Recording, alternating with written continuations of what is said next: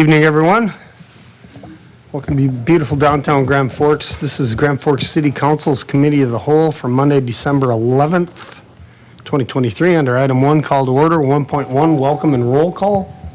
Weigel. Here. Wasowski. Here. Weber. Here. Lensky. Here. Kavami. Here. Sandy. Here. Veen. Here. We have a quorum. Great. Under item 2, updates and informational items. 2.1, Arts Regrant Program. Ms. Richards, good evening.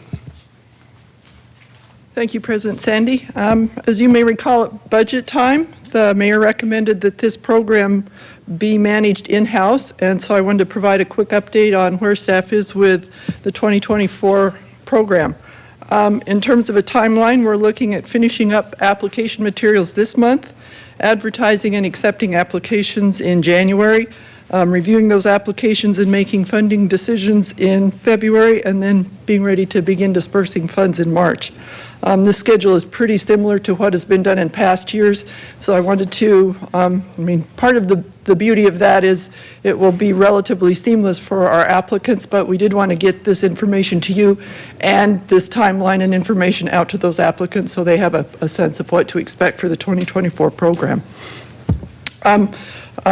The main elements are similarly minor changes to those. Applicants must have an arts-oriented mission. We are looking at accepting applications for general operating support as well as for specific performances or expanded programming. This was a conversation with Mayor Baczynski and I that kind of recognizes that agencies should be able to ask for what they need, but the recognition that applications for a new performance would probably rank higher than an application higher than one for just general operating support. We're looking at an online application process using the Neighborly software, which is what we use for our CDBG and community services grant program, so pretty high comfort level there. And then in terms of a review committee, we're looking at 3 elected officials, the mayor, Council Member Lensky and Council Member Weber, and then 3 to 4 representatives of the arts community. We're looking for, we don't have complete confirmation, but we're looking for people that are well-versed in the arts, but likely won't have a conflict of interest. I've gone through this really quick. I know you've got a long agenda, but certainly happy to answer any questions or look to the mayor if you have anything to add. Comments or questions? Move approval. Moved by Weigel. Second. Is it information only? No. Yeah, it is information only, so we all approve. Great. Thank you. Thank you, Ms. Richards. Under item 3, discussion items, is there a motion to move the last item, agenda 322, to the beginning of the meeting? It's moved by Weber. Is there a second? Second by Osowski. Thank you. All those in favor signify by saying aye. Aye. Opposed, same sign. Motion carries unanimously. 322 Northern Plains Nitrogen Update Letter of Intent Agreement Extension. I assume that this is going to be moved by Weigel. Is there a second? Yes. Second by Weber. Any comments or questions? Hearing none, all those in favor signify by saying aye. Aye. Opposed, same sign. Motion carries unanimously. Thank you, Mr. Mackey, for being online whenever you get here. Item 3.1, transfer of Class 1 alcoholic beverage license from KOC Hospitality to very Spanish-looking name. Sherry, can you help me with that? Yeah. I can. I'll do my best. I believe it is La Delicias de la Abuela.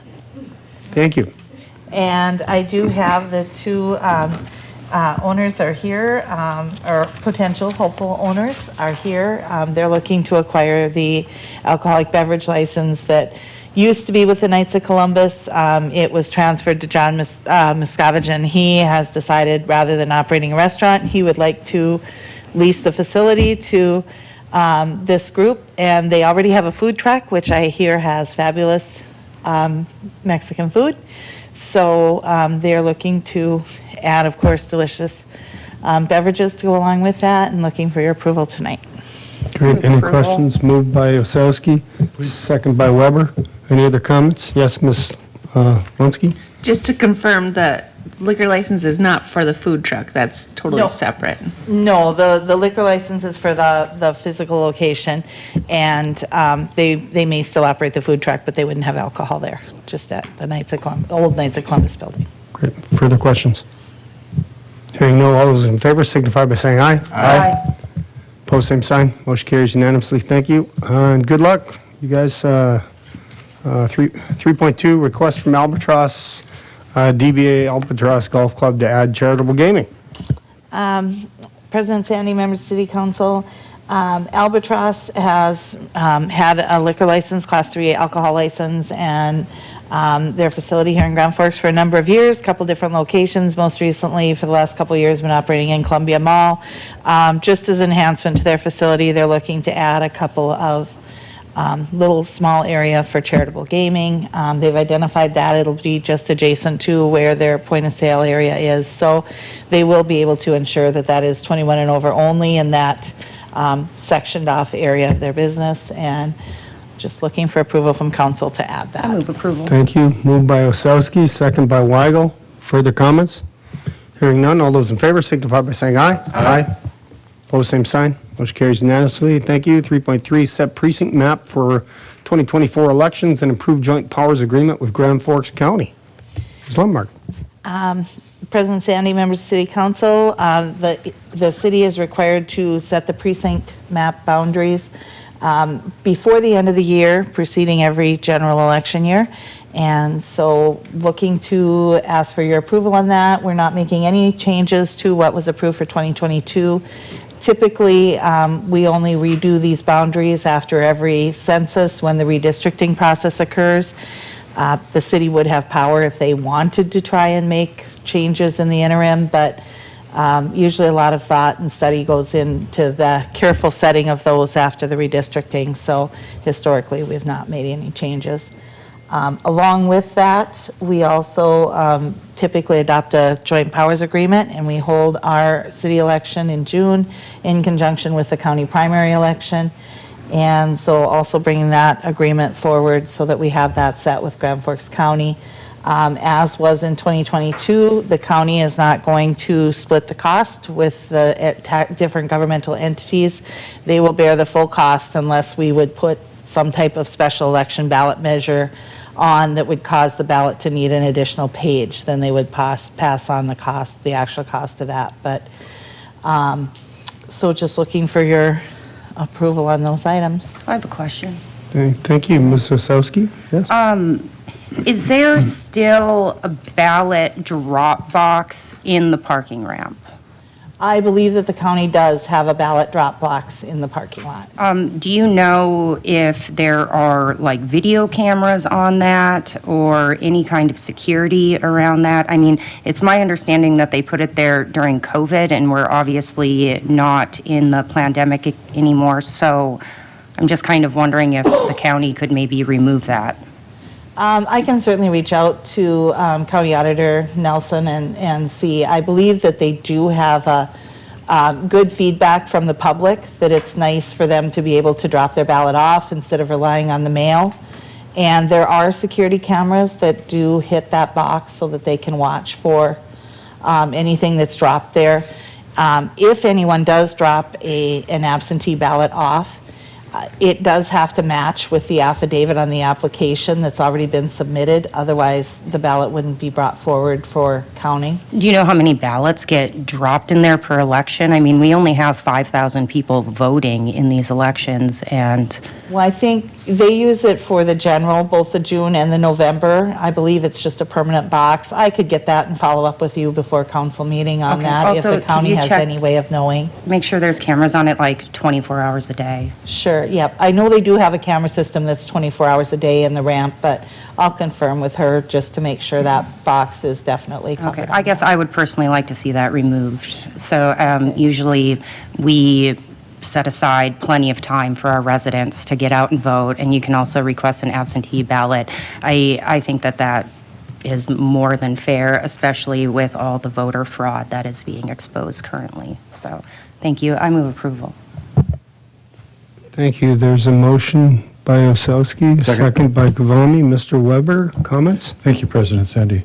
Kind of in the opposite direction, rather than making it harder to vote, I'm interested in making it easier for people to vote. I appreciate what has been done in terms of absentee ballots and the ability to drop it off at the county. However, and I don't know that we can or want to change this tonight, but I'm going to bring this up anyway. First, we're approving both the precinct map and the other processes, including handing over all the authority to the county and having them take on all of the cost. When I was first elected some 11 and a half years ago, Ward 3, for instance, I believe had 4 precincts. At that time, each precinct in the city had at least one polling place. I believe there were over 20 polling places in the city at that time. We are now down to 4. We are down to 11 precincts, and I don't believe I can even vote in the precinct in which I live right now because there isn't a polling place there. And I can't even vote in City Hall any longer. I would like to see us make it easier for people to vote. Now, as I said, we've had improvements like absentee ballots, et cetera, and the city has even gone to the expense of providing no-cost public transit on those days. But for the people who need to use public transit, that can take an hour and a half to 2 hours out of the day to use public transit to get there, and maybe even longer to get back home. So rather than us just handing over all of this authority to the county, which I recognize we have an obligation to pass this before the end of the year, or we could set our next election cycle into turmoil. But I feel compelled to once again note that we should have additional polling places, not fewer. And another thing that I understand is that the county has had trouble getting workers for the polling places, but we have a university down the street with some 13,000 students. I don't believe that the political science department has ever been asked if they might have students who would be willing to serve. I know that as chair of the social work department, I have never once been asked if I might have any students who would be willing to serve as polling workers. So with that, that's my comment. Also, we are just, as committee of the whole, we are just making a recommendation for final approval next week. Thanks.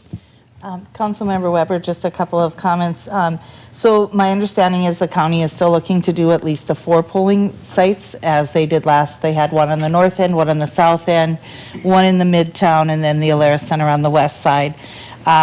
With those, anyone can go to any precinct and vote, as well as they can also go into the county building any day prior to election day and vote if they're of a mind and don't want to do it through the mail with the absentee voting. And then they will have at least a week of the early voting prior to the election as well, which I believe is conducted only at the Alerus Center. I can certainly share comments with Ms. Nelson. My understanding is the other entities are in support of not having an expense, but I can certainly visit with her and see if there would be any other changes to the contract if we wanted to request others. With this general and the primary and the general election, there is a requirement that judges can't be just anyone. They have to be selected by political parties. There has to be one representative, or one Democrat, one Republican for each of the tables that sit there. Clerks aren't necessarily partisan, but that does put a little bit of a wrinkle in them finding workers sometimes, as not everybody is as able to take time off for that day as probably historically they have been. But I can reach out to her and see whether or not she has any definitive plans yet. Thanks, Sherry. I try to avoid grandstanding, and I don't suspect that any comments I've made this evening are going to result in shifts away from what's evolved over the last decade. But it is a shame that we've come to this point, and somehow we managed to find a acceptable workers in the past. And I don't believe the county has been doing an adequate job in trying to find sufficient workers. But as President Sandy's fond of saying, it's just my opinion. Yes, thanks. The other issue that I know has come up when we used to have several places is finding locations that meet the requirements of the state. You can't have it in someone's private residence. It has to be in a public area.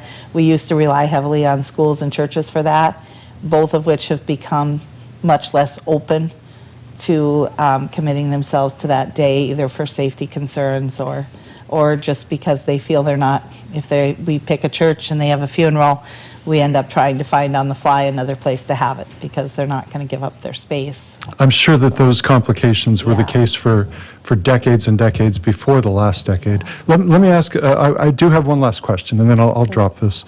Do we have any evidence of election fraud in Grand Forks County over the Not that last I'm decade? aware of. I'm not aware of any either. Thank you.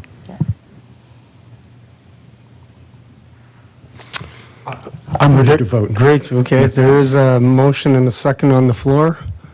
Hearing any other comments? All those in favor signify by saying aye. Aye. Opposed, same sign. Motion carries. Weber dissents. Thank you. Item 3.4, cancellation December 26th committee of the whole meeting and push all agenda items to first meeting in January. Motion by Weigel, second by Osowski. All those in favor signify by saying aye. Aye. Opposed, same sign. Motion carries unanimously. Item 3.5, appointment of Dr. Jennifer Tarlin to the Grand Forks Housing Authority. Anyone interested in, moved by Weber? She comes highly recommended. Thank you. Is there a second by Osowski? Thank you. Any other comments? Hearing none. All those in favor signify by saying aye. Aye.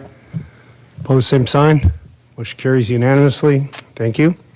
Item 3.6, we have budget amendments for the direct benefit pension plan, lodging tax remittance to the Greater Grand Forks, Visit Grand Forks, Alair Central Plant, excuse me, Police Department Back to Blue grant, Police Department overtime, Police Department vehicle maintenance, Health Department grant budget amendment, spending COVID funds, Public Work Operations budget amendment for the Streets Division, and ARPA updated allocations and associated budget amendments. Anyone have any questions or concerns about the pending budget amendments?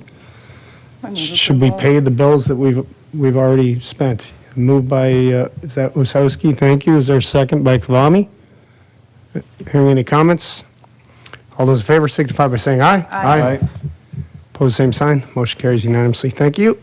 Item 3.7, request to waive bid requirement and approve the purchase of 3 tandem axle trucks. We're having problems getting tandem axle trucks. Moved by Weigel, second by Osowski. Any other comments? Hearing none. All those in favor signify by saying aye. Aye. Opposed, same sign. Motion carries unanimously. Thank you. 3.8, environmental document project 8656 Belmont Road South and South 5th Street intersection improvements. Mr. Danielson, good evening. Thank you, President Sandy, members of the committee. So this is a project that hasn't been in front of you guys in quite some time now. This is intersection improvements at Belmont Road and South 5th Street down by the Mission here downtown. We were awarded about $1.3 million of federal funding through the Urban Grant Program for this project. And because it's federal money, there is the federal process that we've got to follow, and one of those big hurdles that we've got to meet on the federal process is an environmental document. Essentially what that document does is it describes the projects, describes the needs for the project. It includes all of the public comment and all of the social, economical, historical properties that may be impacted by the project. It includes all of that in one document just to lay out, what is this project going to affect and what are the needs for the project. Additionally, in this document, you have to select what alternative you're going to use if there are any alternatives, and that's more or less what we're deciding here tonight. So the history behind this project, the intersection currently is set up as a skewed intersection. It's kind of where the true north-south grid of town meets the river north-south grid of town, so it ends up as a skewed intersection.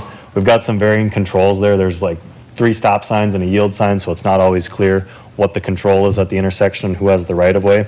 So there's a couple different things going on here. There's some access control with a lot of pavement, driveways right on the inside of this intersection. And then to top it all off, you've got the Mission there, which generates quite a bit of pedestrian traffic. So you got a whole bunch of things here that lead to just a generally somewhat confusing intersection.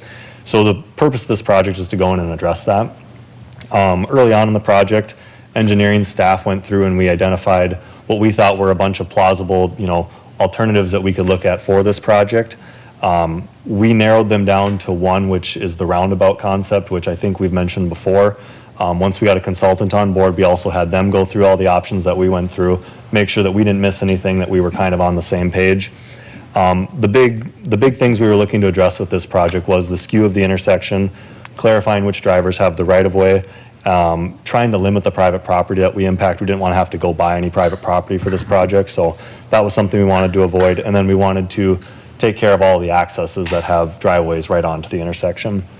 So we looked at all-way stops, closing different legs of the intersection, realigning the intersection but leaving it somewhat how it is, and then the roundabout concept. And staff narrowed it down to the roundabout concept, checking all the boxes that we needed it to, and then our consultant was able to go through, verify, and validate that that does indeed check all the boxes that we wanted it to. So ultimately, the environmental document that we're looking for approval for tonight only has two alternatives. It's got the no-build alternative, which is the do nothing, don't spend any money, don't do the project, or it's got the reconstruct the intersection as a mini roundabout. So you might be asking what's the difference between a normal roundabout and a mini roundabout? Well, other than the fact that it's smaller, you have to keep the center of the mini roundabout completely clear of vertical obstructions because larger vehicles can't make that turn all the way around. So you actually expect a larger vehicle like a fire truck or a school bus to drag its back tires over the center. So the center isn't flat on the ground, it's actually raised, but it's not raised so much that a vehicle couldn't drag its tires around. It's just raised enough to stop a standard vehicle from driving through while allowing those larger vehicles to move through. So right now we are just looking for approval of the environmental document and then additionally selecting that alternative B from the environmental document, which is the mini roundabout. Thank you, Mr. Danielson. Good explanation. Any comments or thoughts? Ms. Osowski, yes? Have there been any accidents or any, like, people hit or anything like that at that intersection recently, or? So that's a good question. That's actually part of a subsidy of the environmental document is doing a traffic operations report, and that does analyze that. And there's not as many accidents that or crashes that you would expect for an intersection that has the issues that this one does. So there isn't necessarily the crash history, but it's been a long-standing complaint in the community that it doesn't feel safe when you're at the intersection from both a pedestrian standpoint and a vehicle standpoint. But to answer your question, no, there hasn't been a significant amount of crashes at the intersection. Not to say that there aren't zero, but not a significant amount. And then, so did we get, like, federal funds for this? Correct. Yep, this is a federal funded. So how much would be our cut if we did the mini roundabout?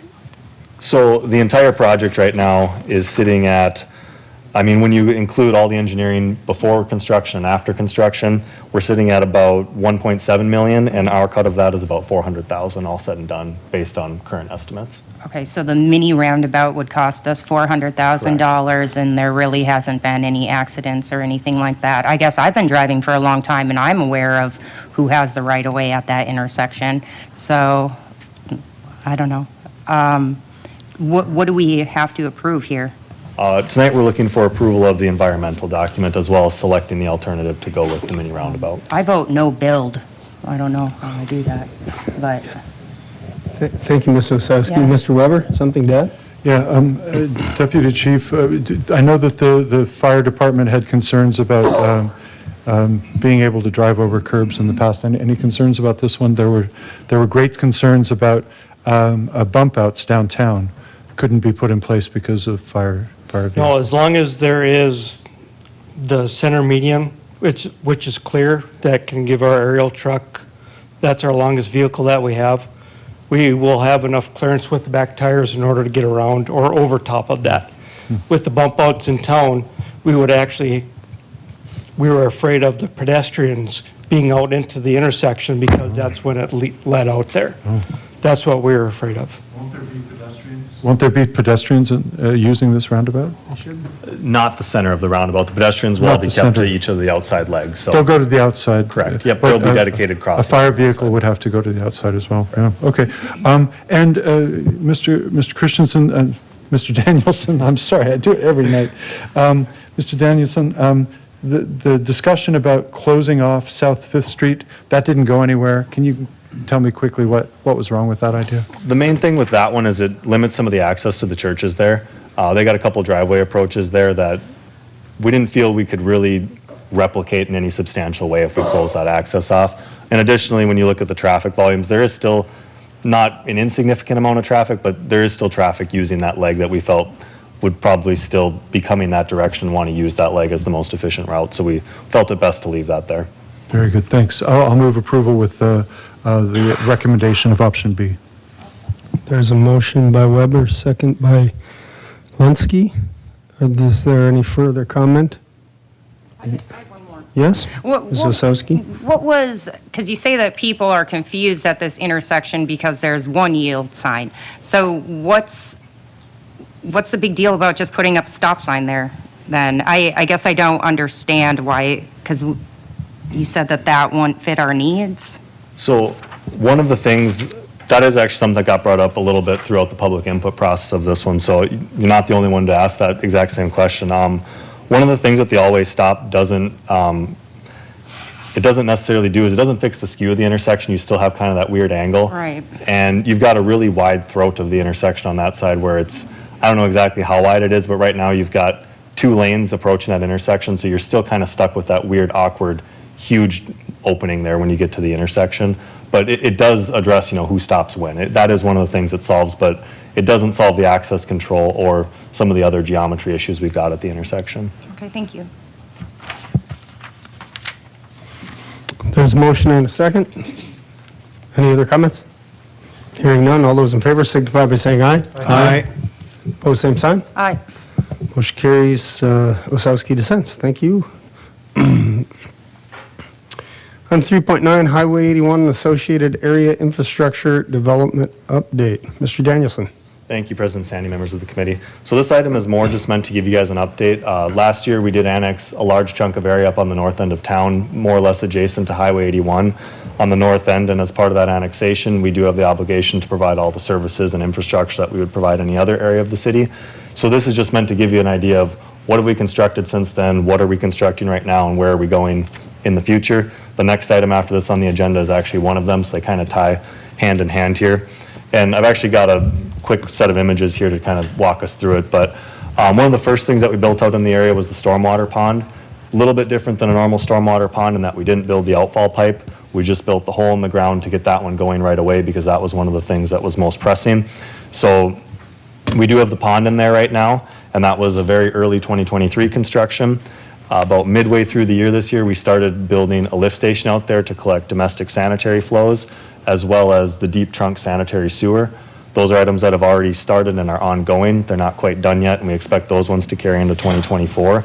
Also this year, we did construct and we're more or less complete with a water main project that spanned across 27th Avenue North, and then it wound its way down Columbia or North Washington there a little bit to tie into existing water main that we've got.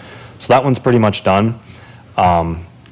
What I've got on the agenda just after this one is projects for 2024. A couple have already gone through you guys already once. Those ones being a stormwater outfall pipe for the pond. That wasn't constructed with the pond, so we've got to get that in, and that's planned to be a 2024 project. With that, we've got trunk storm sewer on 30th Avenue North, which is meant to be the collection point for the properties to start tying in and get to the pond. Once the pond can drain, we will give the properties the availability to get their stormwater to it and then drain to the coulee. The project on the agenda after this is gravity sanitary sewer, which is going to be on 27th Avenue North. The sanitary that we're constructing right now is the deeper trunk stuff that not a lot of these properties will tie directly into, but will ultimately drain to. The project here for 2024 is that lateral sanitary sewer that the properties will actually tie into and have the availability to tie into our wastewater collection system. And then also in 2024, we're looking to connect the lift station to our existing force main network via another force main pipe. So that's also on the list for next year. And then the next couple of years I'll kind of go through quickly here because these ones might be subject to change a little bit more given timelines with projects. But in 2025, we're looking to install storm sewer along 27th Avenue North so that we can pave it the following year. And then we're also going to be running some water main and sanitary sewer up along Highway 81. And then in 2026, like I mentioned, we're looking to pave 27th Avenue North and then install a majority of the remaining water main up on the northern side of this development, as well as a little bit of sanitary sewer. And then in 27/28, depending on where these all lie, we'll get the last of the sanitary and the water in. And generally, the concept as we're laying these things out is install the deepest utilities first so that we're not digging back up the shallow stuff. And then we've been working our way south to north. So that's kind of the general guide we've been following, and we think we've got a pretty good plan here, and this should get us at least through the next year here, and we might have to adjust some things, but spent a lot of time figuring out when these projects are going to land. So this is the plan for right now, and then the next item kind of leads into this with the next one that we've got on the list here. So if there's no questions on that, I can jump right into that. Otherwise, happy to answer any questions. Any questions for Mr. Danielson? Okay, hearing none. 310 Crate District, Project 8489.2, District 605, Highway 81, Associated Area Sanitary Sewer Phase 2.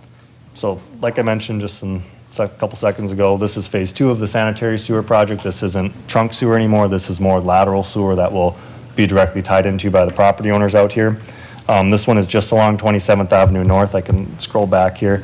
It's mostly just right down here on 27th Avenue North, so it's not a huge project, relatively speaking, but it will serve 27th Avenue so we can get some other stuff done there in the following years.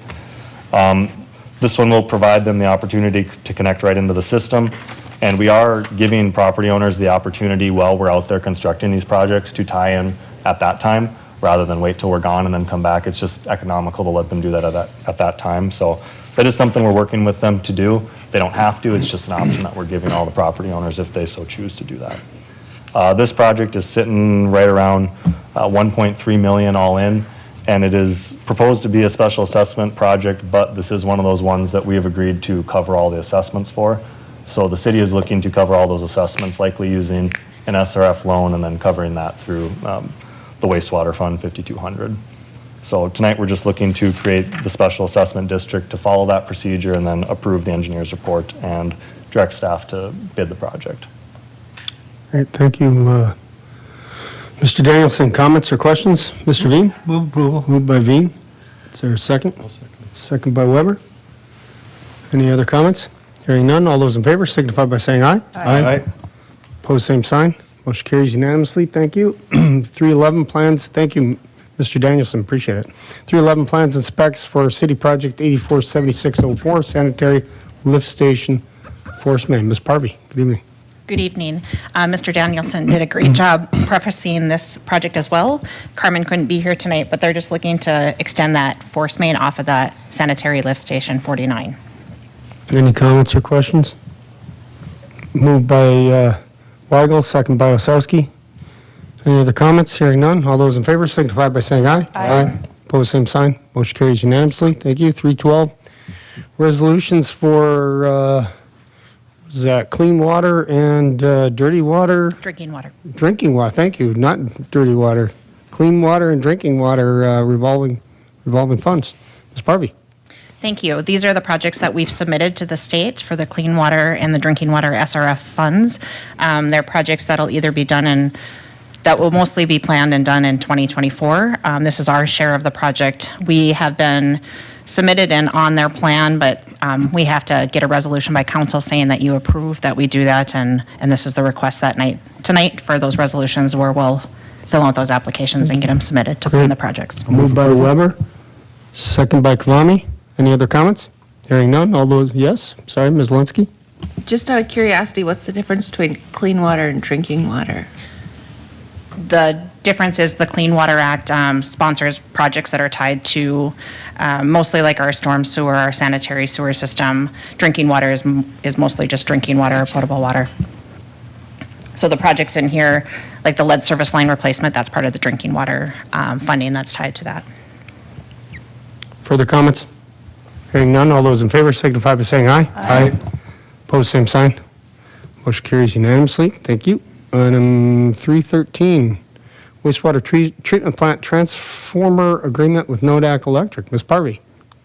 Thank you. This last item that I have tonight is just for the approval to move ahead with two transformers from Nodak Electric. It's tied to the work that we're doing out there with Phase 1 and Phase 2 improvements. There's a long lead time on getting those transformers, so we've just asked to bring that forward to you tonight to review for approval and consideration. Moved by Kavami, second by Osowski. Any other comments? Hearing none, all those in favor signify by saying aye. Aye. Pose same sign. Motion carries unanimously. Thank you, Ms. Barbie. Thank you. 314. Mr. Phelan, we're clipping right along here. Beacon by Epic Development Agreement Modification. You got a presentation, several staff reports, a mortgage, purchase agreement, and several other documents tonight. I was going to have Lance Johnson here to make a presentation. Is he online? No, he's locked out downstairs. Oh, He's at the front door.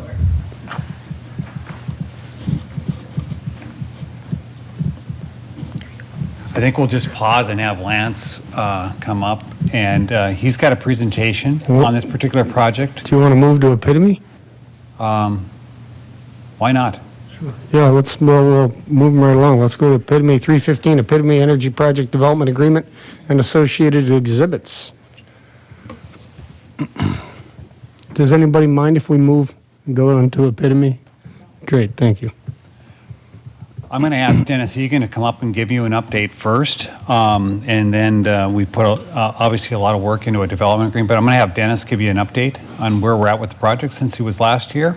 And I know he's got a colleague online too that's available too. And then I'll go over some highlights again that haven't changed much since we last talked on the infrastructure. And then Dan Gost is going to go through some of the particulars that you ought to know about regarding the development agreement. So with that, I'd hand it over to Dennis. Mr. Egan, good evening. Good evening, Council President. Good evening, Council President, Council members, Mayor. Appreciate the opportunity. Not a lot has changed since our last update in terms of big moving pieces. We've been pretty focused on getting the development agreement in place. One of the big significant things that did happen about 3 weeks ago, we did receive a $500,000 grant through the ADD from the state of North Dakota to be used specifically for soil borings, grading plans, survey work, and stormwater plans. This week we'll sign a contract and the soil borings will start end of this month and be completed by end of February timeframe. We also have 4 bids in for the grading plan and the stormwater plans, and we'll probably let those go here at the end of the year so that they can work on it from January and February as well.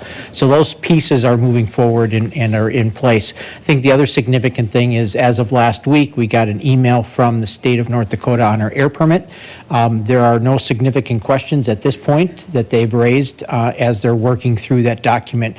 Our hope and their goal is still, I believe, to finish it in that 7-month window, which puts us at the end of July, or end of January. So we should have our air permit right after the new year is kind of what the game plan is. And that folds right into some of the things that we're talking about with our Gantt chart and backing up into what the city's construction schedule will look like for our project and the work that we've been doing on the development plan. I'm here for the duration, and we'll be able to answer any questions. And then we do have a gentleman online, so when you get to the conversation around how we qualify our qualifications for the tax-exempt bonds, in that part of the discussion, Scott's online. He's the one leading up the effort and has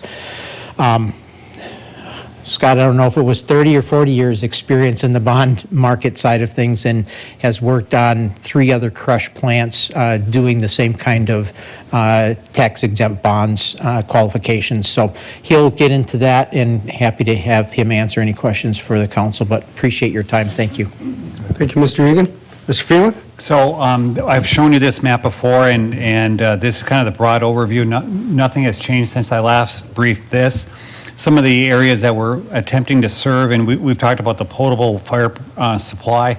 Not a whole lot of drinking water is going to be used. Really, that 16-inch water main is there for fire protection because we intend to annex this in. We talked about the beneficial wastewater reuse. That still is going to be the primary process water. And then the wastewater collection, you can see that to bring back to our wastewater treatment plant. And so all of these numbers are not significant numbers that you would think, but I think one of the challenging parts we really worked through is that potable fire supply line. Stormwater management, we've talked about using some beneficially using, I'll show that from some of the landfill infrastructure on that. And then on the other challenging part, if the potable fire protection line is a bit of a challenge, transportation access is a bit of a challenge just because it's further from the city than a lot of other developments. So we will continue to work on that. And I just wanted to let you know that we've been having ongoing meetings, and here's the line. Christian just talked about the line that's going to continue to be built to 81. We're going to connect onto that line with the potable fire protection line, and then that 16-inch water main will go to the site itself, which is right up here, and then it'll interconnect with our wastewater treatment plant. So I've talked a lot about that's a large main. It's a 16-inch water main. It's not going to be used a lot on a daily basis, but when you need the water main to work, it's going to have to work because there's going to be a major issue there. So that's how it's sized. It's also sized in the respect of we do anticipate further development in this area. Here's the city's landfill. This is the LM Wind Power rail yard right here. And then this is NPN site that you just approved the letter of extension, but they're in this area right here. So we do anticipate further development in this area, so this water main will further serve areas. We have used $11.4 million, and we've used the state's cost share of 75%, and I've talked about this before. If the state considers this a rural water main, that's a 75% cost share. If they consider it a municipal water main, they'll give us a 60%, up to 60% cost share. So we're aiming for 75%. We're partnering with Agassiz Rural Water. Why? We're partnering with them because we're in their water district. And so as part of this agreement, Dan will go over, we're in the difference with the previous project we worked on, we're going to have a partnering agreement with Agassiz Rural Water because this water main's in their area. So that'll be a nuance in this agreement that we didn't have in the previous agreement. The next challenging thing is, again, we will work with Agassiz Rural Water in this because we're in their boundary. And if you look at the Castleton the Castleton project, that is going to be a similar project to this for our soybean crushing. That facility, again, is using Fargo's wastewater reuse. They're piping it about 25 miles to that site. And then Cass Rural Water is like processing or distributing it to the site. And so again, we will end up with an agreement with Agassiz Water in this particular area. Even though it's our wastewater reuse, we're in their area, and it is really water supply. And another reason why it's good that it's water supply is the State Water Commission, again, will either give us up to 75% if they consider it a rural project. If it's considered a municipal project, they'll give us up to 60%. So it's good that the state of North Dakota sees this as water supply because we can get a cost share on that too. So this is probably the main benefit of industrial projects in this area is it's so near our wastewater treatment plant and using our effluent as opposed to potable water for processed water. So it's really one of the advantages of being in this area. Again, I talked about this area. Here's the Epitome site. This is wastewater collection. We're going to ask them as part of this agreement, this will be a little bit different than the area in Highway 81, is that we are only going to annex the site itself, and this wastewater pump station is only going to serve Epitome Energy. It's not going to serve any broader area. They're going to have to build a force main that will interconnect with our solid waste landfill wastewater force main, and then we'll go to into our collection system right here. So it'll be, they'll pay for all the pump station. They're going to pay for the force main to interconnect it to our landfill force main. And at some point in the future, as the agreement specifies, when we need to upsize this main to use for our landfill, they'll have to pay for an additional line or upsize something because we're going to need that capacity. But we don't anticipate needing that force main capacity for the landfill for the next 20 or so years. And so as our landfill gets built out over the next 100 years, it's going to create more leachate. Hence, it's going to need this capacity in this line. But we don't need it for now because, we're 15 years into the landfill development at this point. So we're going to have them up front use some of our infrastructure that will reduce some of their upfront costs as part of moving forward. The other thing that we're offering to do is, again, Epitome Energy, there's some stormwater challenges in this area. So water flows from north to east and it wants to get to the river. There's not a lot of outlets out here. So what we're planning on doing, this project will actually benefit the stormwater in this area, because what Epitome Energy is going to have to do at their project site, and they're looking at about around 60 acres of development. They're going to have to take that development and they're going to have to do something with the stormwater. So instead of just shedding from the site, they're going to have to build a stormwater pond, likely have to build a pump station, and then they're going to have to build this force main right here to interject with our stormwater line right here. So it's going to improve the area from a stormwater, because it's going to take some of the water that's now being moved down the line. It's going to take that and it's going to place that into the city's stormwater outlet right here. That is our landfill line. So there's some really net benefits in that way. And again, we're allowing them to use some of our existing infrastructure. And then we'll, as part of the development agreement, they will pay their fair share of using some of our existing facilities. We've talked a lot about this, and the engineering department has been working on how do we service this area. This is another challenge. And so even though I talked on the water side that we can get a 60% cost share or 75, there are North Dakota DOT and North Dakota Department of Ag cost share opportunities for transportation, but they're not specified on how much they're going to cost share. Our goal is to have this, our cost share from the state of North Dakota, to get up to 80% cost share is our goal as part of this, and then the 20% would be assessed. We're not quite sure if we can get to 80%, but we're going to give it our all on all the various programs. We do intend on improving 55th. We're going to improve 70th. This is 69th right here. That would interlink with our 69th. So there's a lot of road improvements that we're going to have to make along the way. There'll be some road improvements right here on this North Washington or Highway 81, some turn lanes and that sort of thing that the state will do. So there's a large amount of improvements that we're going to make. We've looked at, as I've shown you this graph, the traffic study proposed more concrete streets, urban sections, and that's where you almost get that $27 million mark here.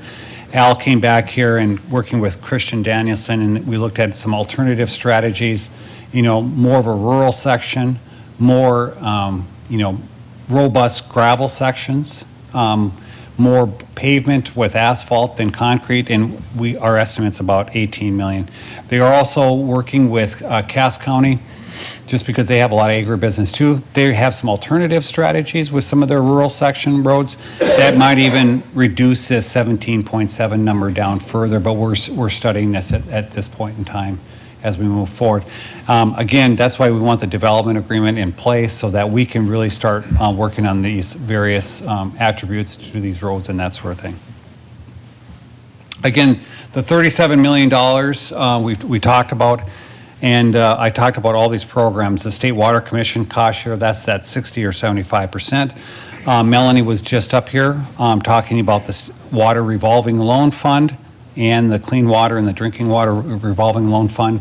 So that's all low interest, long-term debt financing. So that's up to 30 years at 2%. And so Melanie was just up here, and there's, I think, 3 or 4 projects on there that all are attributed to the Epitome Energy project, whether that's stormwater, wastewater, or drinking water. They're all on that list, and that's why they're on their list, is that we know we're going to get grant funding, but we're also want to get as much really good financing as possible, and that's why we're also applying to those very same programs. The big project on the DOT that we're focused on is this North Dakota DOT Flexible Transportation Fund, and that was the so-called last mile. So the DOT identified with agribusiness projects that you got the city, but to get from the city to the facility is kind of the in-between area. The township doesn't want to be responsible, the county doesn't want to be responsible, the industry doesn't want to be responsible, so you have the city here. And so this is their way to help close that gap with funding. And so we'll be applying for these funds, and hopefully we can get as many of these funds as possible, demonstrating this Epitome Energy is a really important project. The state knows that, we've met with them, and try to get as much funding for transportation as possible. That's why we're trying to at least look at 3 options for the state to look at on transportation, have them weigh in on what they think is best as we move forward. We've also, we're very fortunate to have a real terrific Commissioner Gehring, and they also have funding both for roads and water and sewer.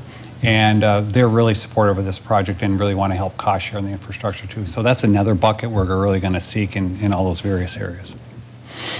When I was last here, Councilmember Osowski said, well, we should see what, all the various costs. So you can see where the state's cost share. Right now we're using that 75% on the first 2. So the 8.5 and the 3 million, that's assuming up to 75% cost share. That could be as low as 60 as we move forward. And then you can see what Epitome's cost share on those. The one thing when I talked about the water, if we used and we've talked to Dennis, and Dan will go over this in the agreement, one area we want to point out in the agreement is that we've punted the ball on what Epitome's cost share is going to be for this. So if we used our standard city special assessment, which is more of on a front footage, they'd pay $100,000, and then we would look to assess $2.7 million. And what we've told Epitome Energy is that's not really fair because we're going to put that water main out there where we never would do it. And so our standard special assessment process is not going to work in this process, so we need to work through that. So that's one part of the agreement that Dan will go over. On the beneficial reuse, again, we're looking at 75% cost share, and Epitome is going to pay for the remainder because that water is dedicated to them, and so we'll work that out through utility rates. The wastewater collection, again, I talked about that 2.8 is all dedicated to them, and therefore they're going to pay for that through utility rates. Stormwater is the same story. The $1.3 million that we're going to work on, that's all going to be dedicated to them. We're going to look at a special assessment as opposed to utility rates versus the other 2. And then finally, down on transportation access, we got to be determined because we're not quite sure what we can get from the state on that 17.7. That's a to be determined. And again, our standard city special assessment process is not going to work in this case either because we're going to build up a lot of upfront roads to get to Epitome. And if we just assess them on the front footage, our opinion is they're not going to work their fair share. They're not going to pay their fair share. So we're going to work through that. So the agreement's going to specify we got to work out those details.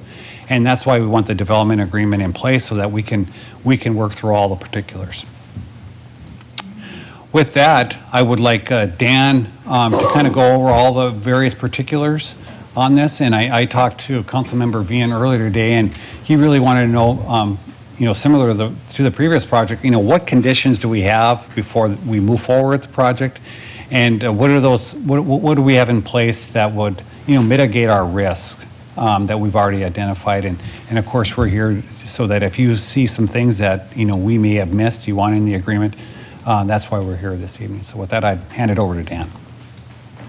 Thank you, Mr. Phelan. Mr. Gostad? Thank you. Thank you. Committee members, the development agreement is lengthy. So it's 48 pages with a number of exhibits. A couple of things that it's not a permit for Epitome to start building their plant. It's also not an obligation on the city to start building the infrastructure.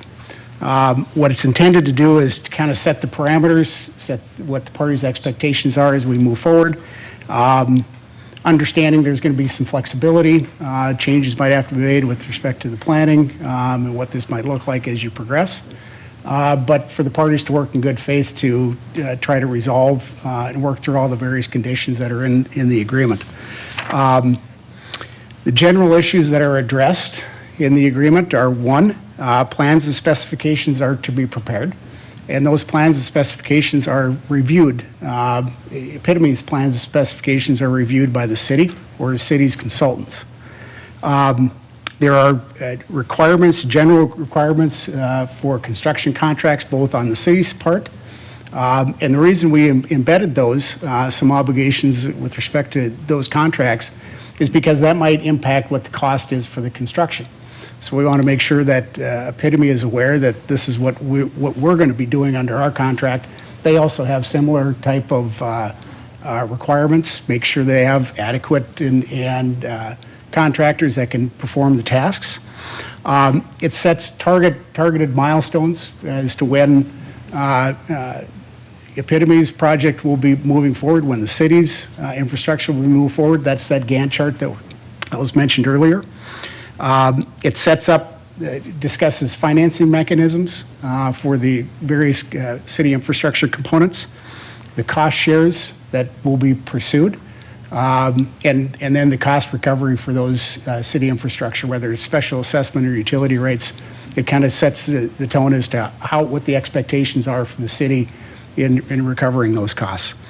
It also establishes financial security in the form of a letter of credit, so that in the event the project doesn't go forward, there are certain costs and expenses that the city will have absorbed, and that's the mechanism to recover those costs and expenses in the event the project doesn't go forward.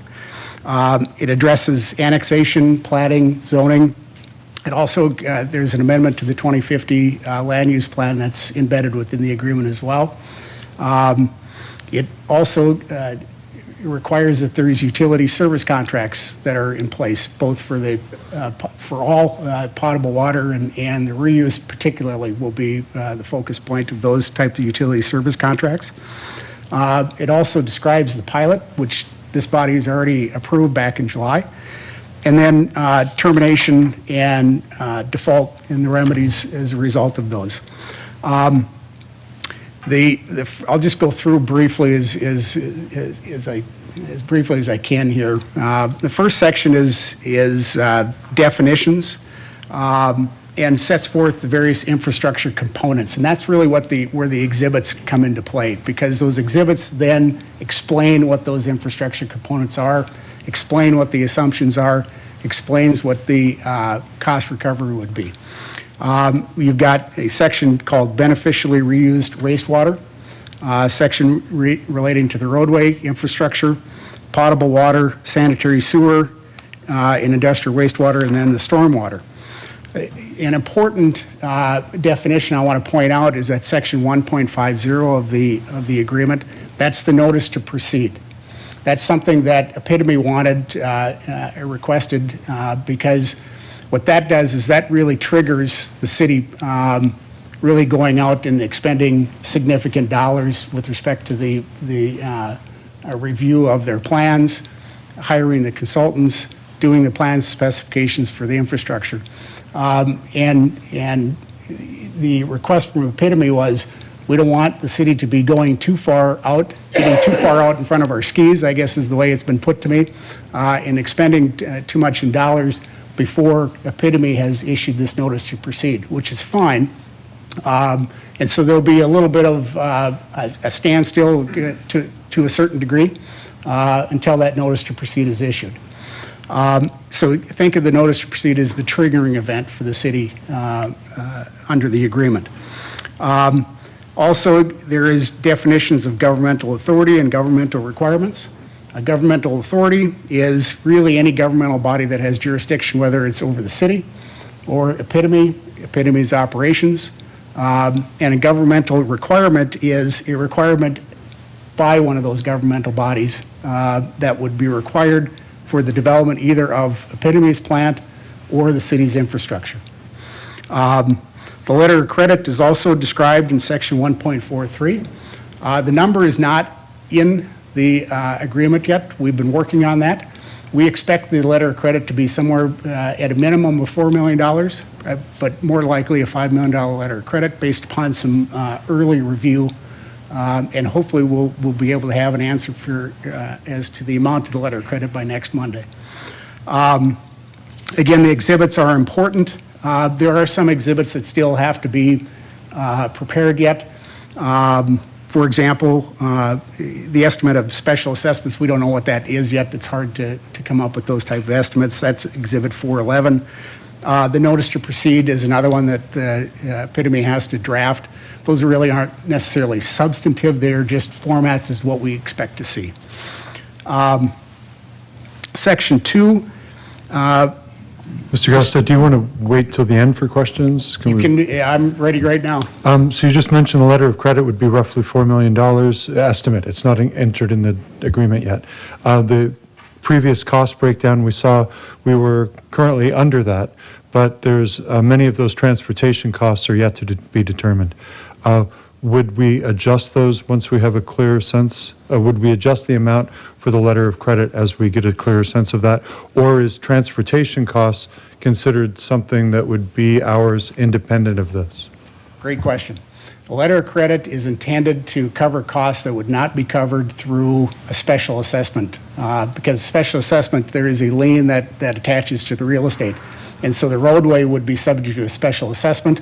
And then we're going to have that special allocation between the city and Epitome with respect to that 80% amount. And I'll get into that in a minute. But I don't expect that once we've established what the letter of credit is, what we're trying to do is secure what I describe as kind of the soft costs that we can't assess on a special assessment, or it's not going to be subject to a take or pay type of contract.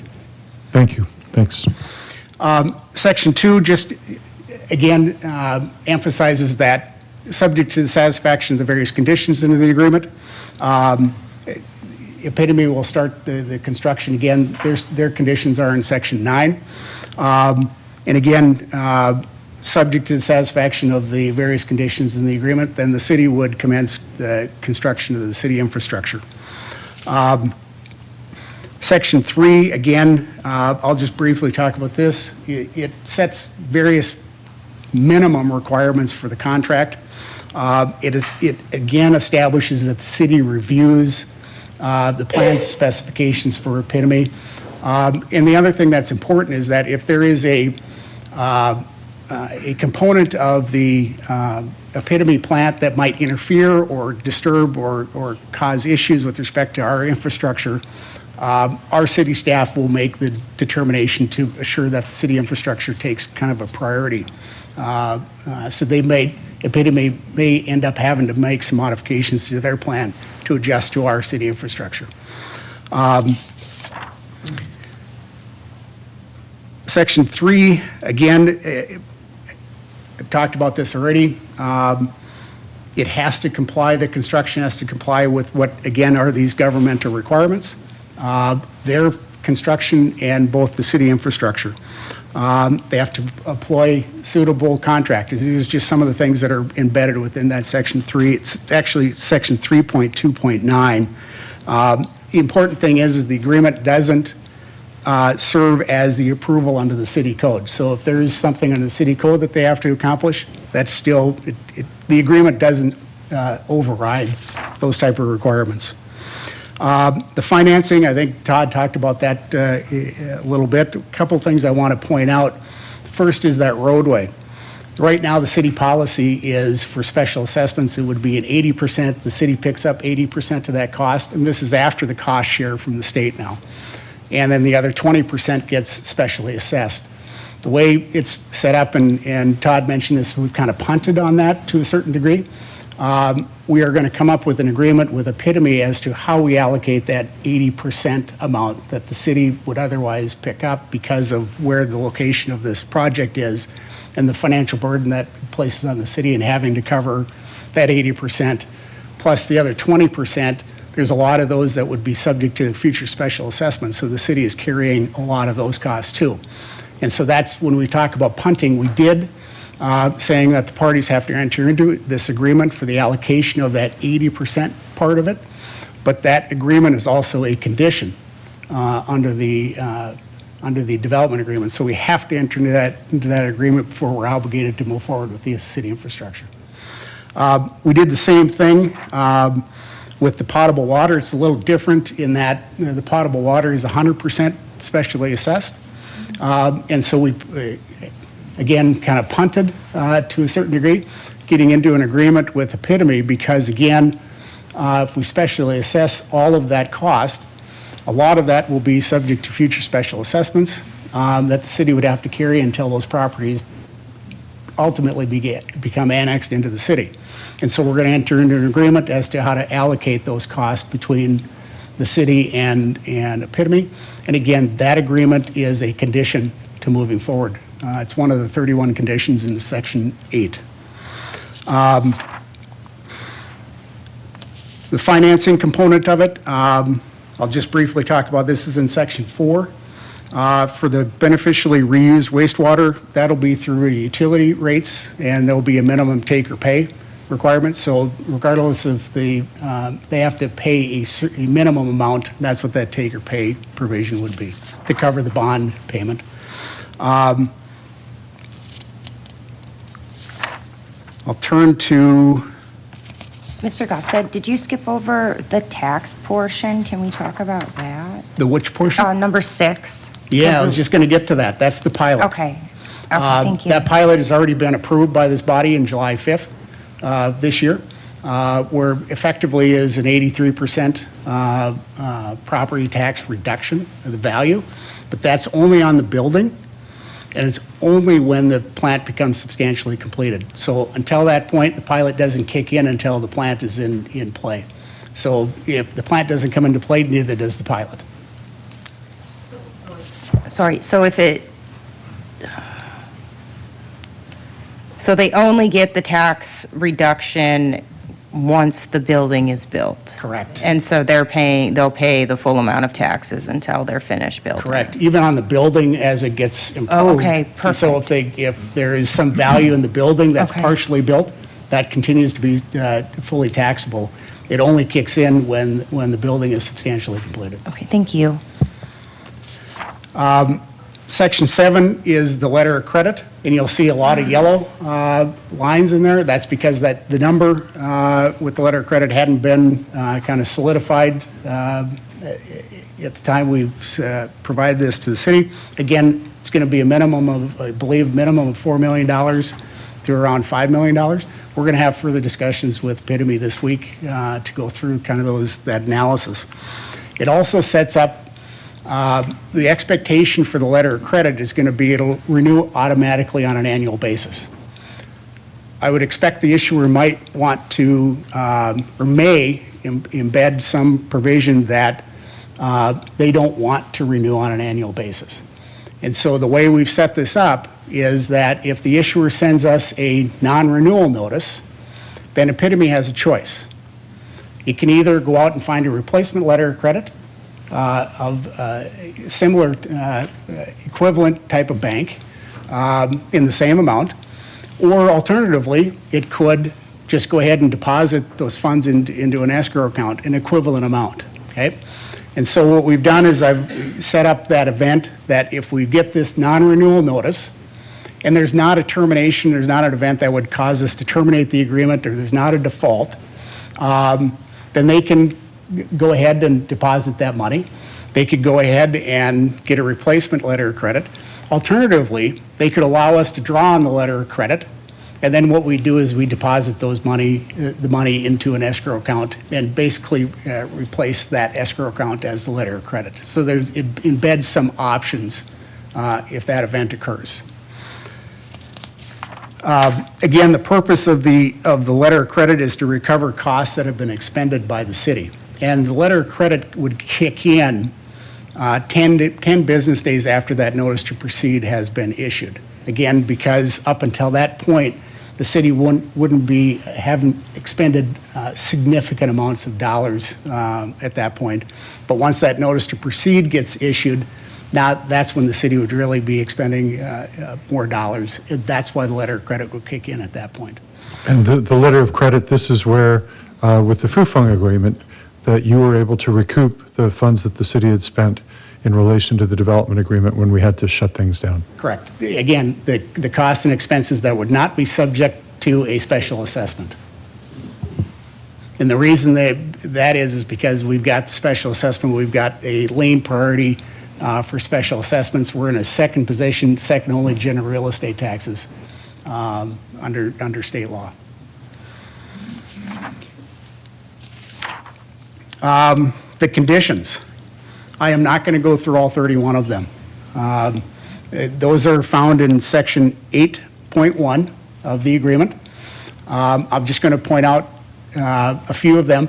Again, what we're trying to do is identify the myriad of risks that could occur that we're trying to address those with the conditions. We're trying to address that with the development agreement through the review process, and the conditions are set up to try to manage those risks. For example, there is a requirement that all governmental requirements have to be met, not only for city infrastructure, but for the Epitome grant, for their construction of their plant. There's a traffic study showing there's no material adverse impact on the vehicular traffic or rail transportation. Todd mentioned agreements with Agassiz, that we've actually reached an agreement with Agassiz as far as the potable water and the reuse water. There is also that a public safety plan has been prepared, reviewed, taking a look to assure if there are additional measures that are needed, and those additional measures are directed solely at the Epitome plant. That then we have an agreement as to who's going to pay for those additional costs for the public safety. Again, those agreements that we talked about, we're punting on as far as the allocation for the roadway and the potable water, those are embedded conditions as well. Section 9 has the conditions for Epitome to move forward. Importantly, the satisfaction of those conditions are also have to be satisfied for us to move forward. Section 8.3 and 9.4, there may be some infrastructure components that you may need to start work on before all the conditions are satisfied. What those sections establish is a process where Epitome can come forward and ask that those type of infrastructure components be started even though the conditions are satisfied.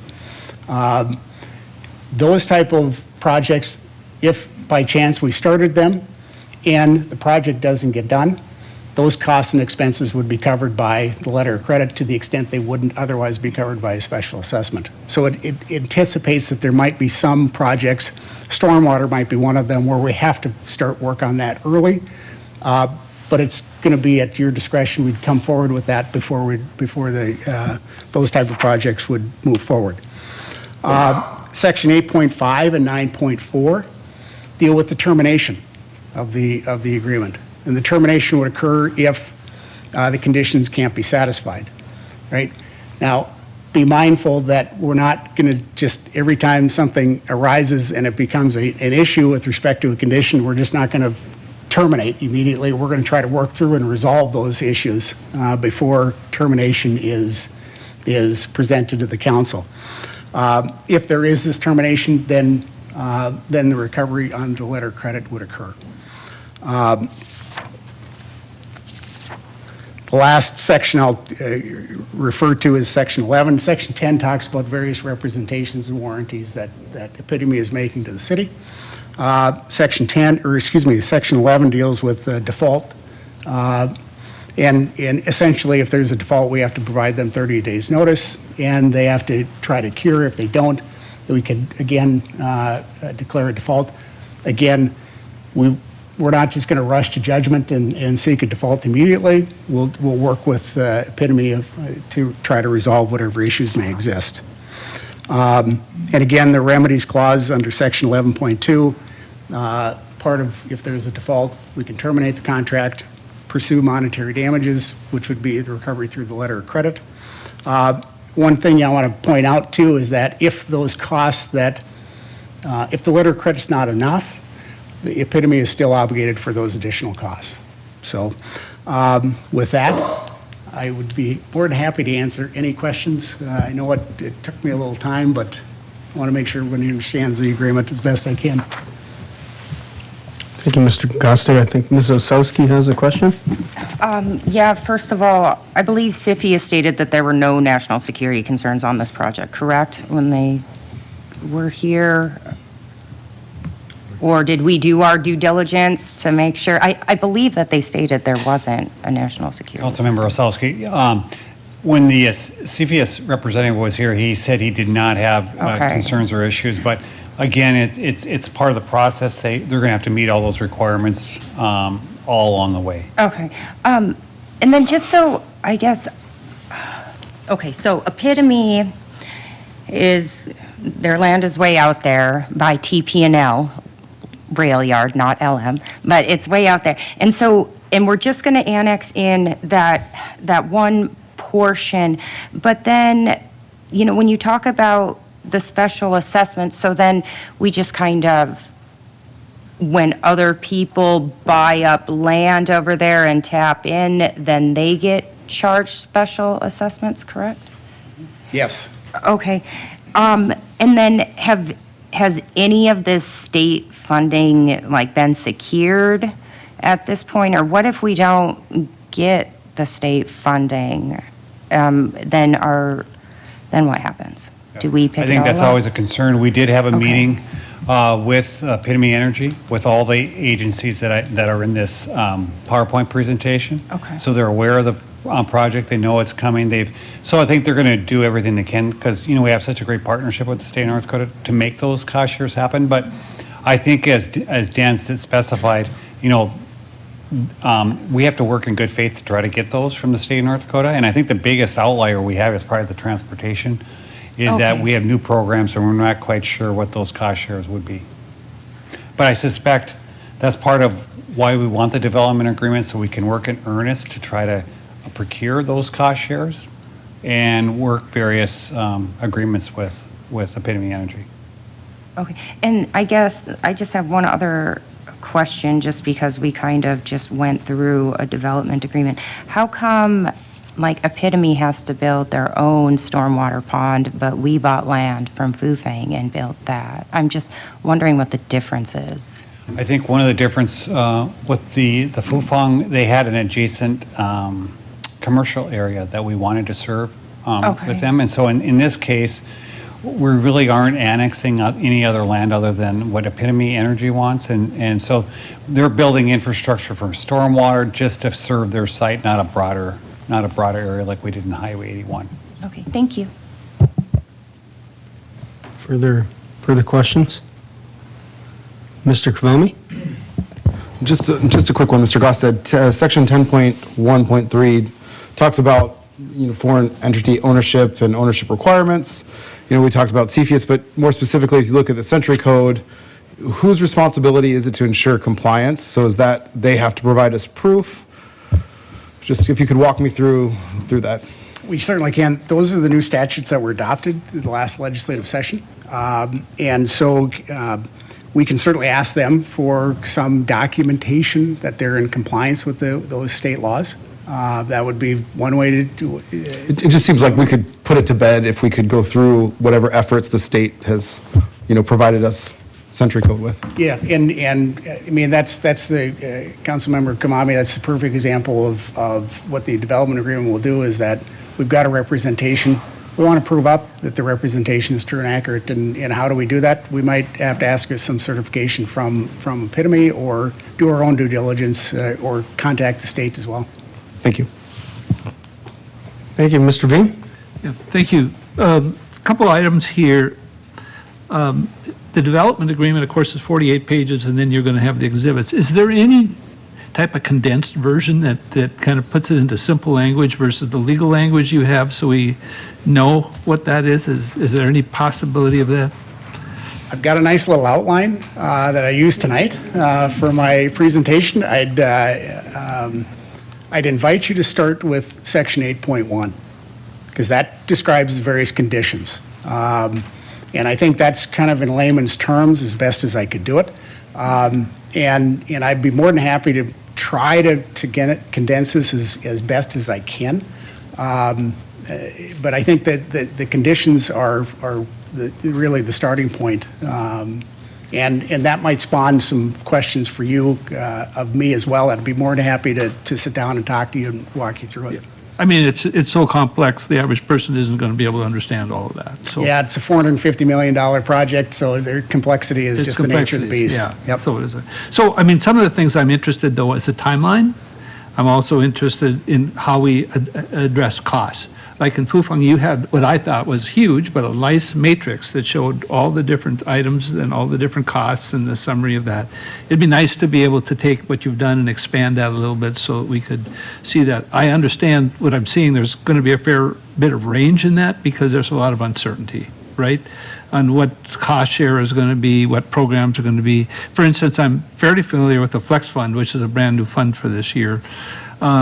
Probably more likelihood of getting Flex funds if you have a cost share.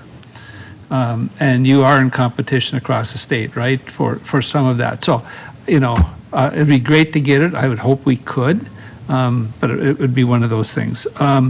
And then the other thing, Todd, I've asked this many times, is a risk assessment, because we do have risks associated with costs. We have risks associated with that. So it isn't, and I liked what you had, because you identified in that one section a number of risks, right?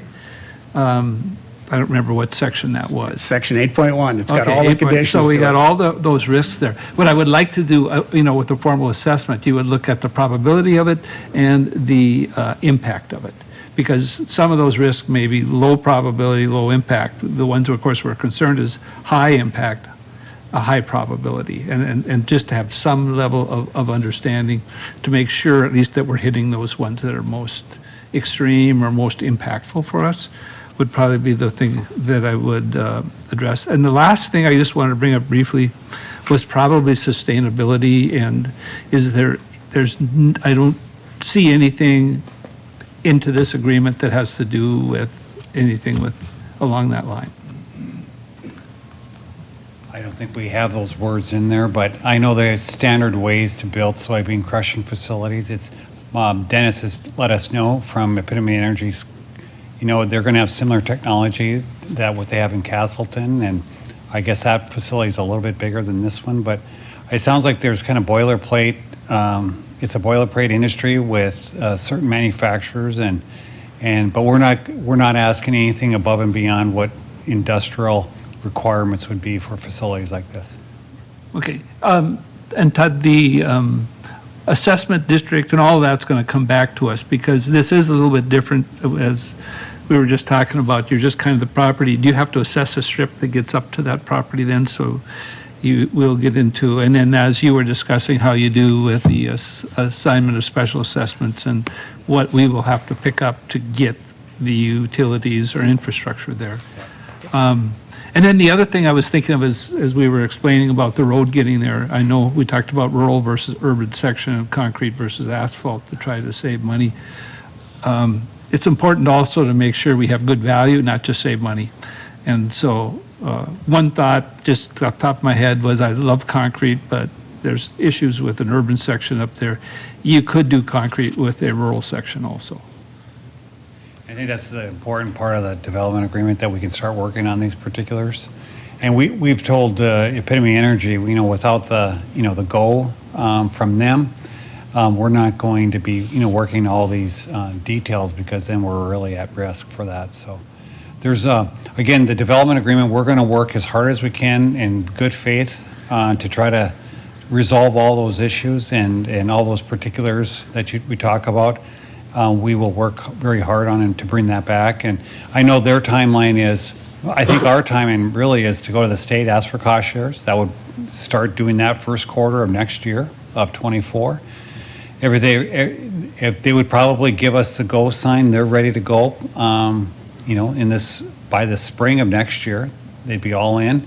We'd be designing the various components throughout '24. Bidding this in '25 and construction in '26, a lot of construction in '26, and I think that would fit their time frame too at that same time.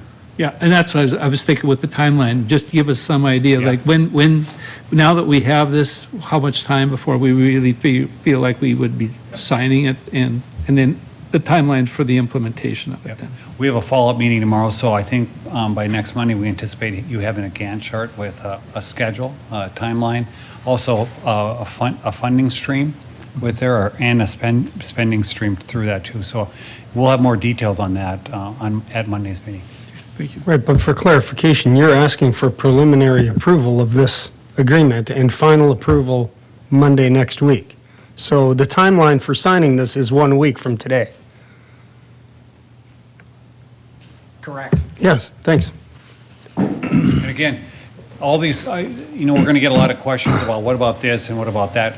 That's what the development agreement's for. We want to make sure that we've identified all those areas that you want reviewed, because we have some specific items related water, sewer, all those specifics, and then we have all these governmental requirements which are pretty darn broad. And so I think we've covered all the bases, but if there's something you really want to see in this that we haven't covered, that's what we want to get into the development agreement, because we won't have answers, but if there's something that really you want reviewed or studied as part of this development agreement, those are the things we want to make sure we capture and place into the development agreement. Mr. Goss said, I haven't read the agreement, but I'm sure it says that if some things arise, we'll negotiate in good faith to attempt to update the agreement, right? Correct. As you mentioned earlier, if things come up, we're not going to throw it out and walk away. We're going to try to figure out the best way forward. Correct. And if there is a substantive change that is necessitated, we come back to this body and ask for an amendment to the agreement. Great. If I may. Mr. Weber, yes, sir. It is a complicated document, but in many ways, we spent the last 2 years with a development agreement that is not unlike the one we're looking at. A lot of the concerns and conditions are similar. The layout of the development agreement is very similar to what we had in the past, the steps and processes. In fact, not only have we spent time with a similar development agreement, looking at it and debating it, but living it and going through some of the points where it worked as it was supposed to. It was mentioned that there was a Gantt chart. I'm not finding that. Where would I find that Gantt chart? It's not there. It's not there. It's one of the exhibits that hadn't been completed yet. That was preliminarily reviewed last Friday. That's some of the discussion that's going to occur tomorrow with Epitome.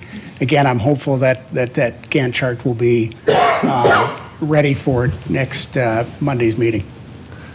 And then in terms of sustainability, Mr. Veen, there's numerous ways to consider sustainability.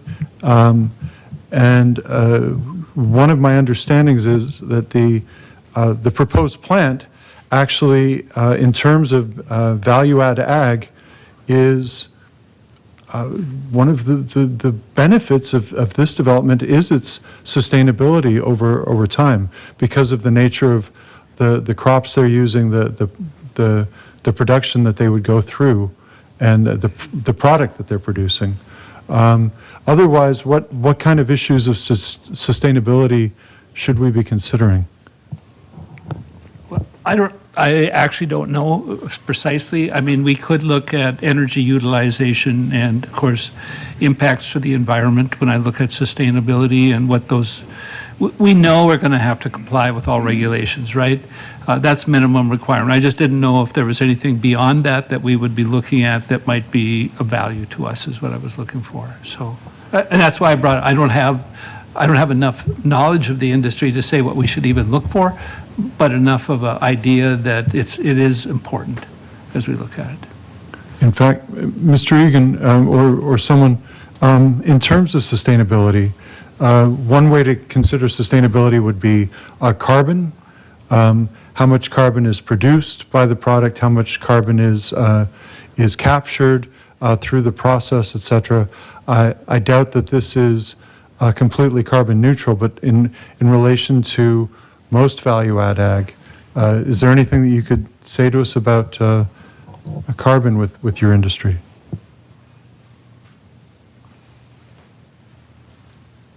If that's even a fair question to ask. The largest discussion in the value adds right now on the carbon capture is with ethanol plants and kind of what they're doing and actually having problems right now with the whole pipeline issue that was going to be coming through North Dakota, and a lot of that has been put on hold. So they're looking at other ways of capturing and utilizing carbon. For soybean crush plants, what we're looking at and doing is the reuse of the water. Instead of fresh water for our process, We're looking at and talking with our electric power on how much power is coming from solar, wind, those kinds of things. We'll be doing things on site as well. And then, as you can imagine, the process equipment being brand new, the efficiency is top of the line. All of our boilers, those kinds of things, and our process equipment will be minimizing electric use as much as possible. I mean, it makes the most sense, right, from a cost structure, from a business side of things. And then we're looking at other kinds of things to do on site. Some of the adjacent land, we're looking at what we're doing so that we're not turning the whole 60 acres into a parking lot, being able to keep some of the vegetation, those kinds of things. And as this project continues to evolve and develop, we'll be sharing those plans from a site perspective on what that looks like. What can we do with a stormwater pond? We know that we can't have a wet pond because the attraction of birds and proximity to the airport, but there's other things that we can be doing on site, and we're fully engaged in those discussions internally. So we'll continue to keep you apprised of what we're doing from a sustainability standpoint. I don't want to go too far down here, but if you'd entertain me for a moment. Historically, one of the promises of ethanol was that the growing of the crop would be beneficial in relation to the carbon cost of burning the fuel. My understanding is environmental concerns about this industry have largely focused on tearing down chunks of the rainforest to grow soybeans. None of that is going to happen here, and so this seems to be a particularly beneficial aspect of the ethanol industry. Additionally, the amount of fertilizer that's required of soybeans and its impact on soils is different from more intensive crops like corn, another ethanol source. So there was those kinds of things in relation to sustainability that this seems particularly a beneficial plant in relation to what's happening with ethanol production around the globe. Right, and as we look at our end use on the oil side of it, being utilized in renewable diesel, which has a carbon footprint less than traditional diesel, or the aviation fuel industry and what that's doing to sustain the aviation and its carbon footprint. In addition, not transporting the whole beans to the West Coast, then which would be transported primarily to China, being able to keep that internally right within the United States. So all of those different transportation modes to be able to cut down and keep the value add in this region. And you're absolutely right in terms of fertilizer use on soybeans versus corn, and this being a great rotational crop. So all of those things, when you look at it holistically, plays into lowering the overall carbon footprint. And then just from a national standpoint, the push for ag and on-farm practices to change and look at what their carbon footprint is as well. Thanks. I mean, when we think of sustainability, LM Wind Power comes to mind, but of course, even that industry has some complications with what do you do with the blades after they're used, et cetera. This seems to be, in the big picture, to be one of the more beneficial approaches to our current consumer needs in the country. Thank you. Absolutely. Thank you. Thank you, Mr. Weber. There are further comments or questions? If we, so as part of our process, Mr. Gosted, there are several items in here that are highlighted yellow that we don't know the answers to. And you had suggested that perhaps next week we'll know what one of the very important things, the letter of credit number, but there are also dates and other things that we won't, I know we're not going to know the answer to all of them by next week.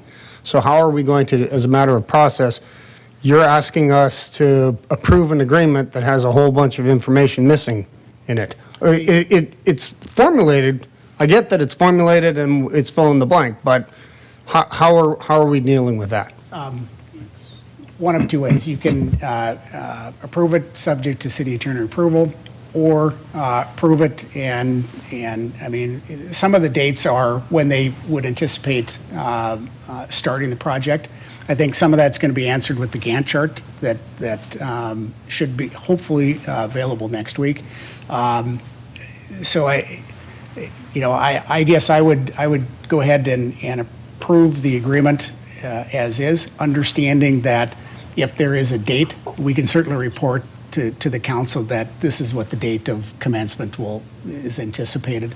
But I think from my perspective, the most critical information that still needs to be inserted is the amount of that letter of credit.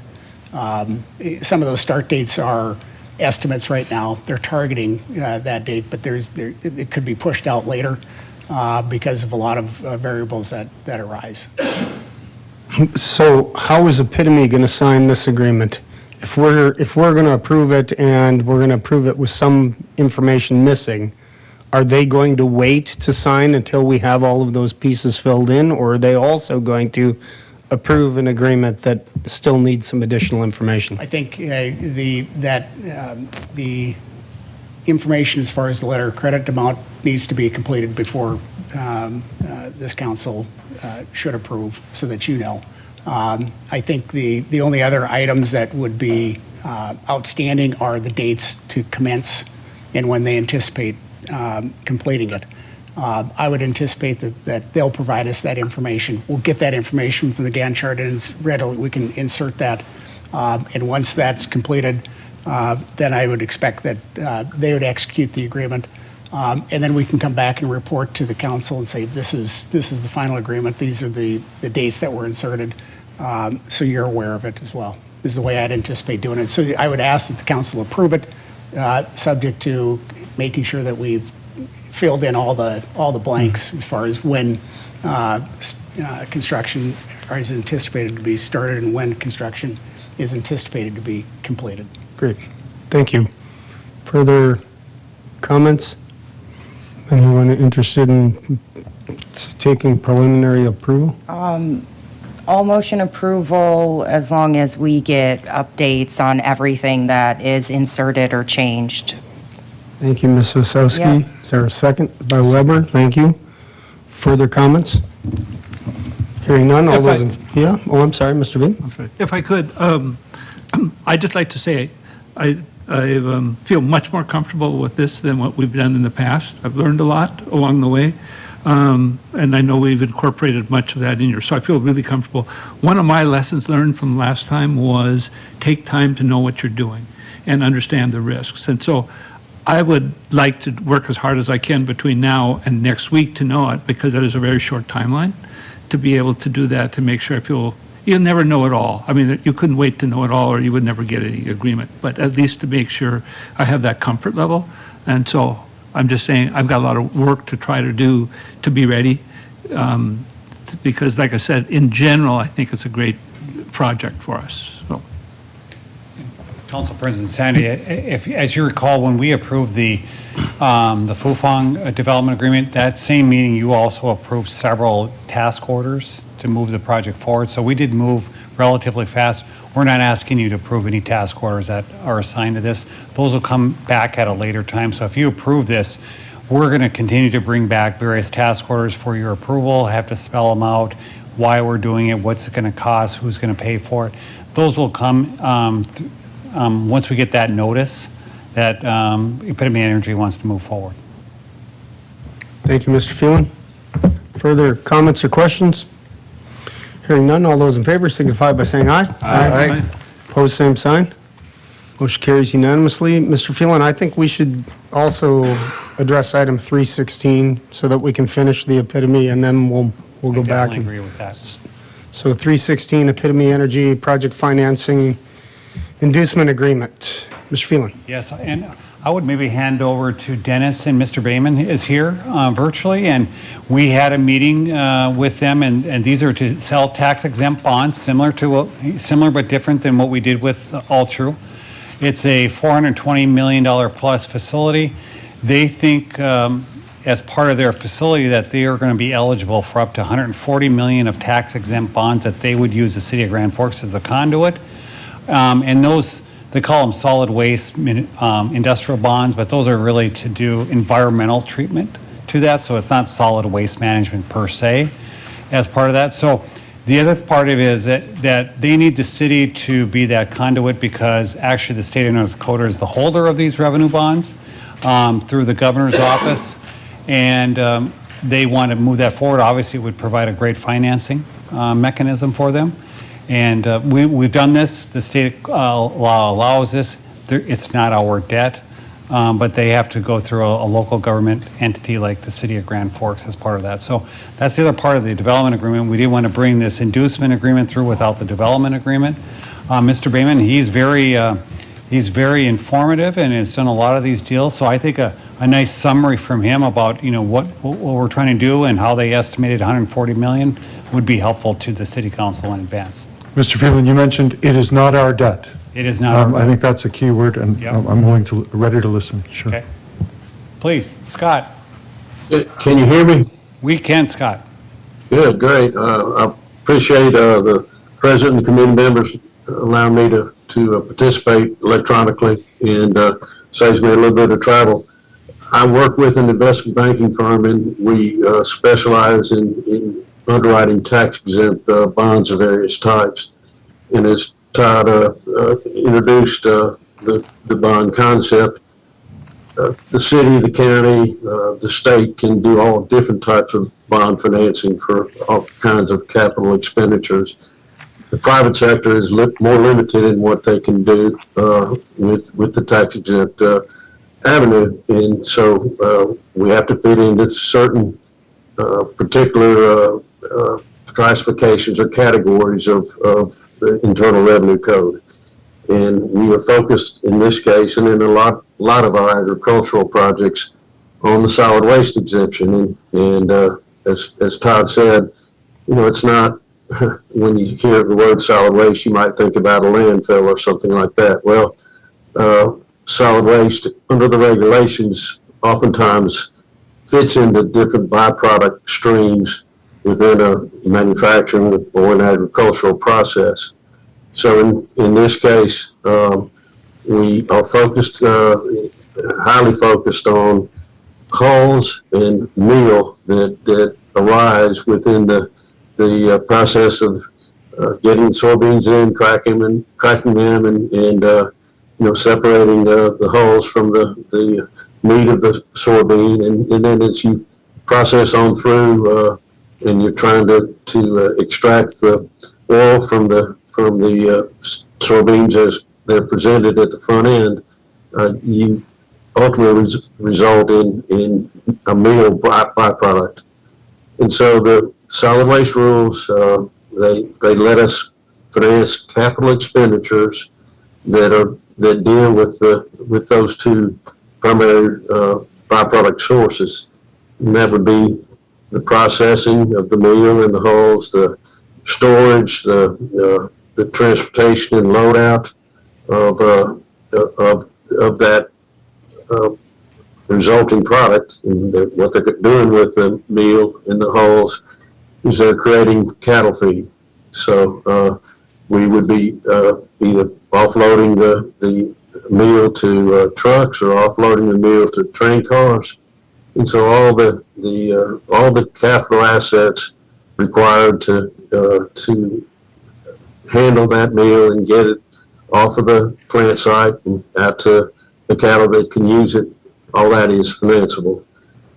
We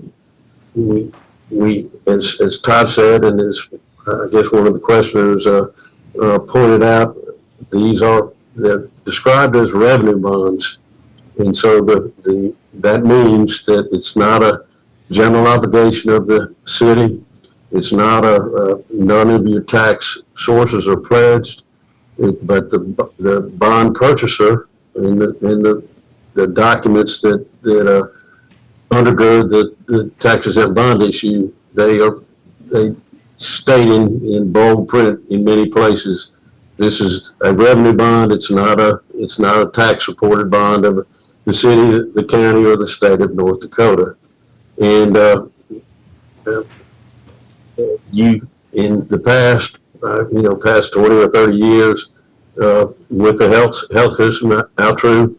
You've done multiple bond issues with them. You know, I look back, and even as far back as 1999, I think there was a LM glass fiber bond issue that you did where a revenue bond issue was developed for glass fiber. So this, you don't do for the private sector a conduit bond issue, revenue bond issue that often, but it's certainly under the North Dakota Century Code, it's certainly a power that the city and the county have. Thank you very much. That was a great explanation. I appreciate it. Anyone have any questions on? We all moved by Weigel, second by Osowski. Any other comments? Hearing none, all those in favor signify by saying aye. Aye. Opposed, same sign. Motion carries unanimously. Thank you. Thank you, you. Mr. Egan. Appreciate it. Thank you, Scott. Thank you. Yep, thank you. Thank you, sir, for being here. We'll retro back to 314 Beacon by Epic Development Agreement Modification. Mr. Phelan. Thank you, Council President Sandy. We have Lance Johnson with us now, and we've asked him to come and give us an update on the Beacon by Epic project and specifically the public event space. And then after Lance gets done there, Mr. Gossett is going to come up and talk about some of the documents that you have in front of you. We have been working, Dan and I, we've been working with Maureen and Tammy Lazur in the assessing to reconfigure this as we move forward. And so we've done a lot of work. We think we have an action plan that you can approve or recommend to yourself next week for approval. But with that, we have asked Lance to come forward and provide an update on the particular project. Evening, Lance. Thanks for being here. Yes, I'll never be late again. I promise after that. And I'll always check the fourth door too. So thanks for having us this evening. We're excited to get moving on the Beacon Plaza. It's something that's been in the making for the last couple of years. Our first two buildings are up. The first one is occupied, and the second one should be opening in February, which now leaves that space open to start construction. Todd, are you running that, or am I running that? I think I'm on here. I can help you out here. So I want to go through just a quick list, and I know not all of you were here from the start, but to go through some of the amenities. Yes. Are we just talking about the center portion? Is that what we're talking about today? Not the buildings also, right? That's okay, correct. perfect. Thank you. Yep. Just to quickly go through our proposal for the Beacon Plaza, it's 1 acre large. It's about 3,500 square feet larger than the West Fargo one that some of you have visited. We have a stage that's 40 by 60, which is, again, the same as the West Fargo stage. We're proposing a roof structure, a splash pad area, turf area, a permanent ice system. We've had some discussions with Ingleside Arena, with the Park District about the different ways to have ice at this event space, and if this is the recommended way, is to have permanent ice actually in the concrete, so it's less labor intensive. In West Fargo, currently they're taking about 3 to 4 weeks to set up the ice each year, about 3 weeks to tear it down, where this would be probably 2 or 3 days to get it set. A Daktronics video board on the back of the stage structure. We have power for the concrete, for the concerts, and chiller system, a permanent sound system, Wi-Fi throughout. Canter and sports lighting, site furniture, and then there's a city space in the first building with a garage for the Zamboni, also a warming house type area, et cetera. So Todd, you can, so one of the things as we've gone through the want list, that's not showing up 100% correctly, but as we've talked through the wants and the needs, you know, the ideas are unlimited, but the budget is limited. So originally we looked at a little bit larger footprint, but shrinking the footprint and adding some of the amenities like the permanent ice we found to be an advantage of the overall space. So we're asking for the space to be replatted. I believe our team had submitted that on a Friday, so I hope that's in the works. Quick plaza plans, you'll see in the center is the plaza area. You'll see the footprint of the ice rink as well as the stage footprint. On the left side, you'll see the 1923 building. If you want to keep going, Todd, there's a little bit more detail on the city space inside that building. Here's the first floor of 1923, and one more click, Todd. And this is the city space, again, an office, a window for rentals of skates, IT closet, the Zamboni area, et cetera. So, yeah, we're excited to get this moving. As discussed with the budget, the TIF capacity that I think Maureen will touch on is estimated currently at about $7.1 million. There's some additional city funds we've discussed for 1.15, which brings the total budget of 8.2. How do we fund it? City of Grand Forks at 1.15. Bank Forward will be doing a loan for the first phase, which would be utilizing the TIF dollars for the first two buildings of $4.8 million. And then Epic will put in a loan for $2.3 million until the building 3 is completed and the city's bond would take it out at that time. So we're hoping to open August of 24. And I'll sit down and you can ask. I think with that, maybe I would have maybe Dan just kind of describe the documents that I think will help, with this general overview, because to Councilmember Osowski's discussion, those 3 buildings matter because they help fund the public plaza. And so we just want to be able to go over that and then have Lance available for questions after Dan goes through the particulars. Thanks, Mr. Phelan. Mr. Gosted? All right, thank you. Committee members, I just want to go through a little bit of history. The TIF agreement was approved back in August of 2021. Before that, because of the tax increment, we had to get the consent from both the school district and the county before we could go forward with that. That was by state law. We did have a public hearing on this tax increment financing proposal back in August as well. And what was contemplated, that $8.2 million, really what it becomes is the city is purchasing that plaza. They will become the fee simple owner of the plaza and also that city building space in that one building. We will actually own that going forward once it's completed. So the $8.2 million, effectively, that's the construction costs. Think of it also in terms of that's the purchase price for the plaza and the city building space. And just, I know a couple of members weren't on, and just to kind of give you an education as to what a tax increment financing does is, if you think about it, before that construction started, the value of the property was about $1 million, okay? With 2 buildings constructed, there's an estimate that the value of those 2 buildings will be $30 million, okay? So the increment is the difference between that $30 million and the $1 million, or $29 million, okay? And what happens is that the mill levy is applied to that $29 million increment, okay?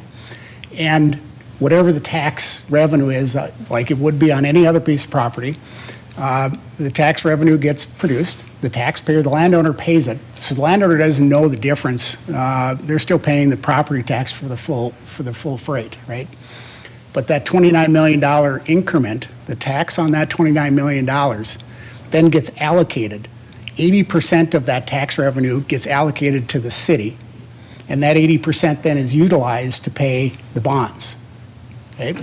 So if you think about it from the context of your own property, you pay the property tax, that gets allocated amongst all the property taxing entities, the county, the school, the city primarily, right? Here, that 80% of that tax revenue will go just to the city so that it can service that bond, okay?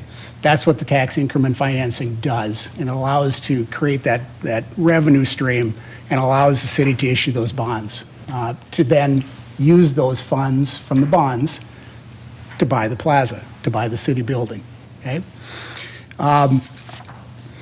The plaza costs, it was always anticipated that the plaza costs would exceed the maximum amount of the bonds, right?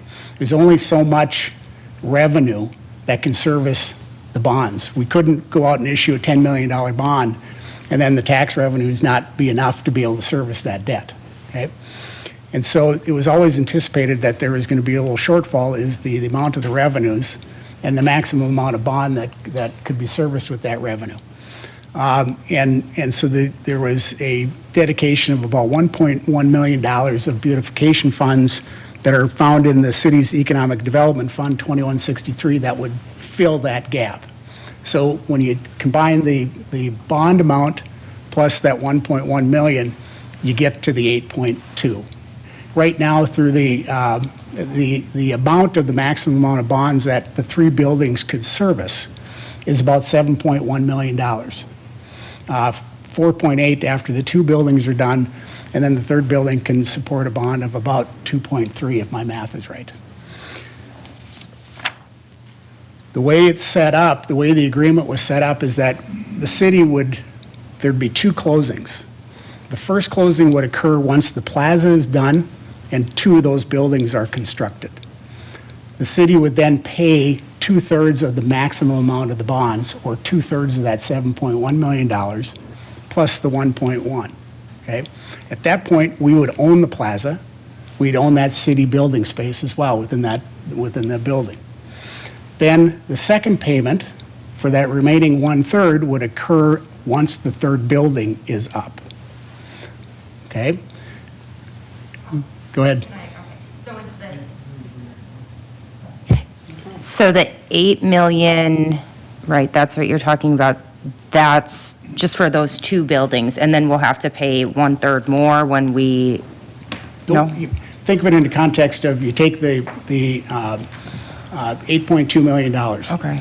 At the first closing, once the plaza is completed and two of those buildings are up, and the one building has our city building space in it, we would pay $4.8 million plus from the bond that would be issued, plus the 1.1 beautification funds.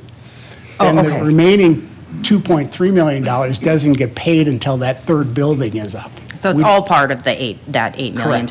Okay, thank you so much. The reason we did that is we wanted motivation to make sure that that third building gets built, okay? And that all three buildings are necessary, right, in order to have enough revenue to get the maximum amount of the bond, right? So the changes that occurred since the TIF agreement was entered into was the third building's now going to have a hotel in it, or part of it's going to have a hotel in it. I think Lance just talked about the replatting between the plaza lot and the lot where the hotel is going to be at. They want to do that. The developer wants the $1.1 million early, earlier than the first public closing. Because remember, that first public closing isn't going to occur until the plaza is all done and the two buildings are up. And that's when we'd write that $1.1 million check along with 2/3 of that bond amount, right? The developer would like to have the $1.1 million payment earlier, within the next 30 days or so.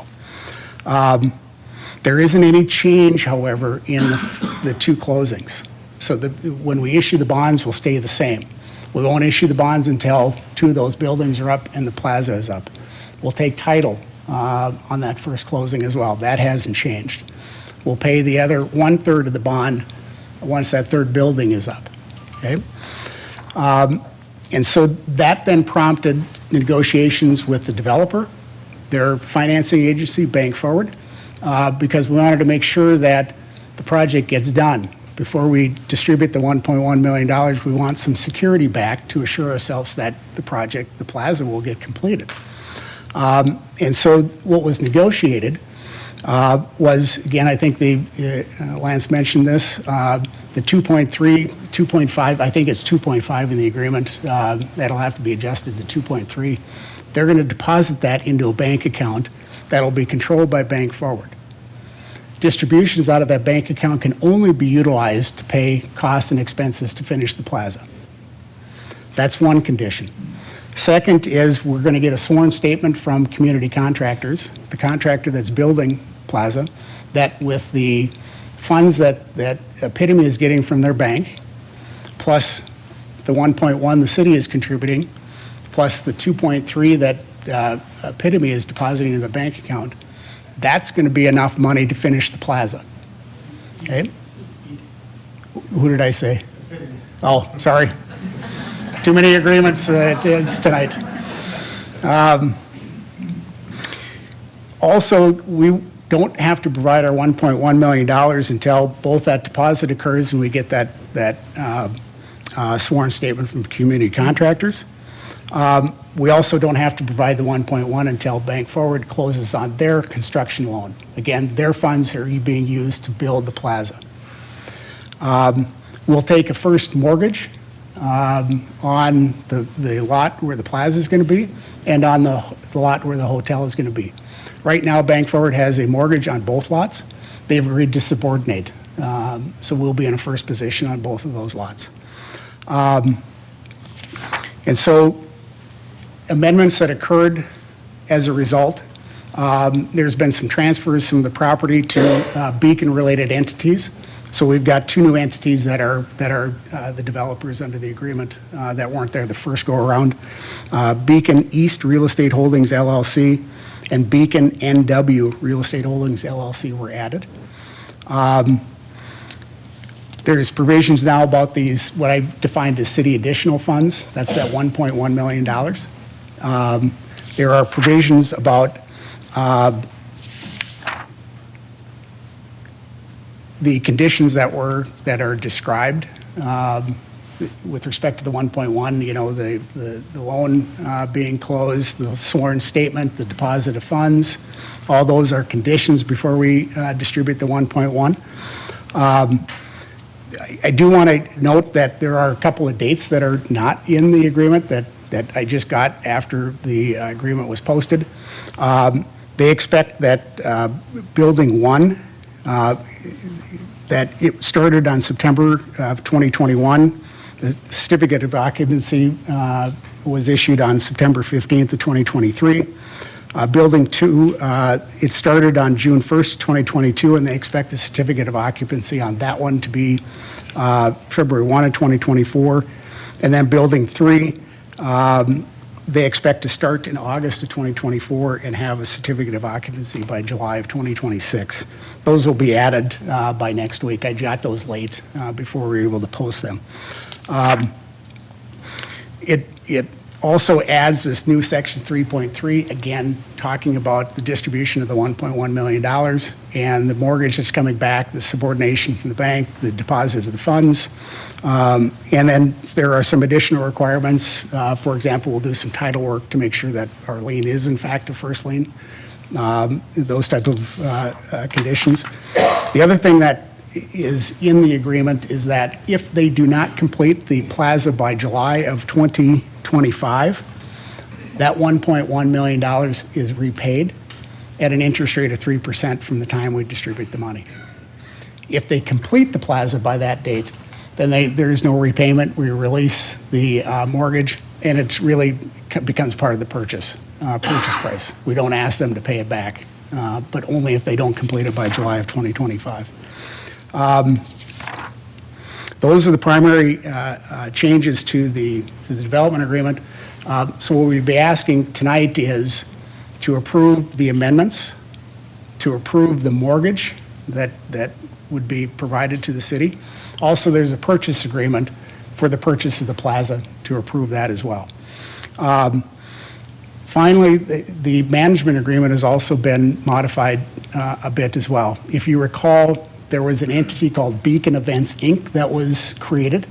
That entity, there was 3 members from the city that were appointed, 3 members from the school, 2 from the county, and 1 from the developer. And that Beacon Events, Inc. was going to manage the plaza for the city. My expectation is that Beacon Events, Inc. would then hire a third party to really do kind of boots on the ground and do more of the day-to-day tasks. We had a couple of meetings as Beacon Events, Inc., and it became apparent that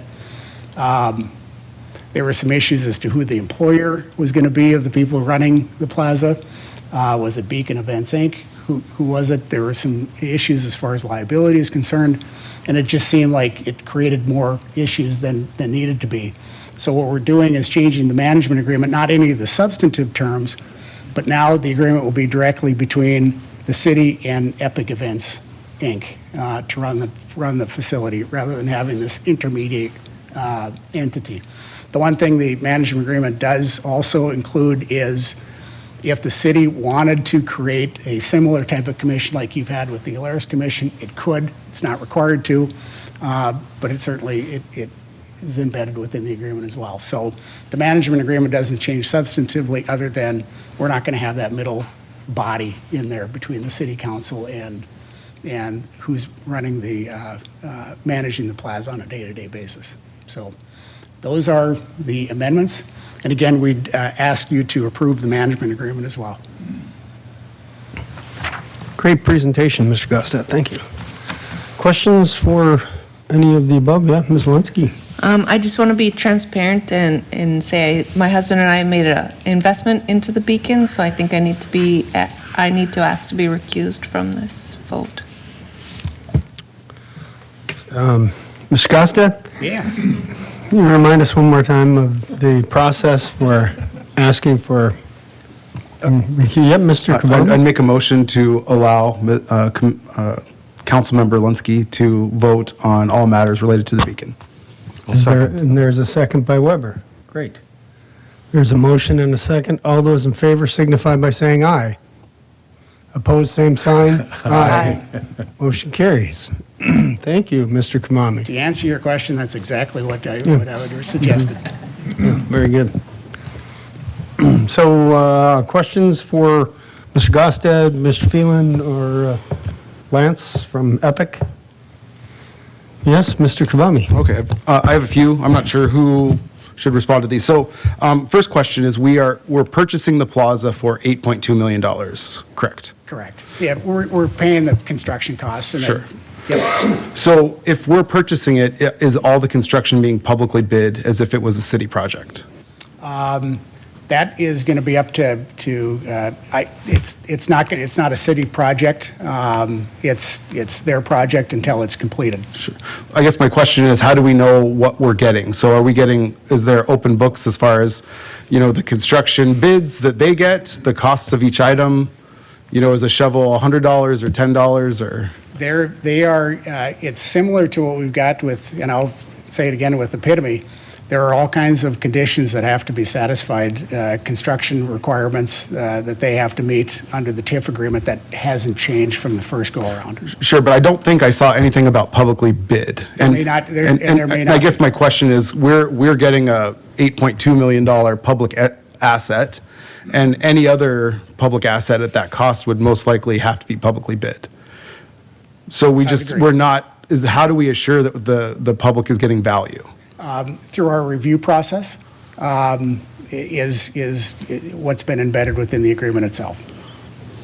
So what does that review process look like for that specific piece? So is that the, inspections and planning and, yeah? We are to review what's to be constructed. We are to approve cost increases. All of those things are embedded within the agreement itself. So they should be providing us that information as to what's being installed. That's part of the process that's within the TIF. I don't have it right at the top of my head, but that's the process, is that they have to come to us and we have to approve what's being installed. So my concern is that, we're purchasing something, and I guess how do we know what it is? In that world, I see, right? So you can buy a Zamboni, and there's hundreds of thousands of dollars of difference.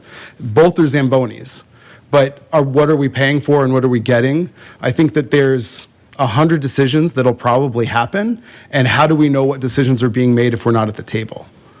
We have to be at the table because they have to come to us with what they're proposing, and we have to approve what's being proposed. And specific on, what we're getting, the costs itemized. I guess my concern is just it's a large amount to not be publicly bid.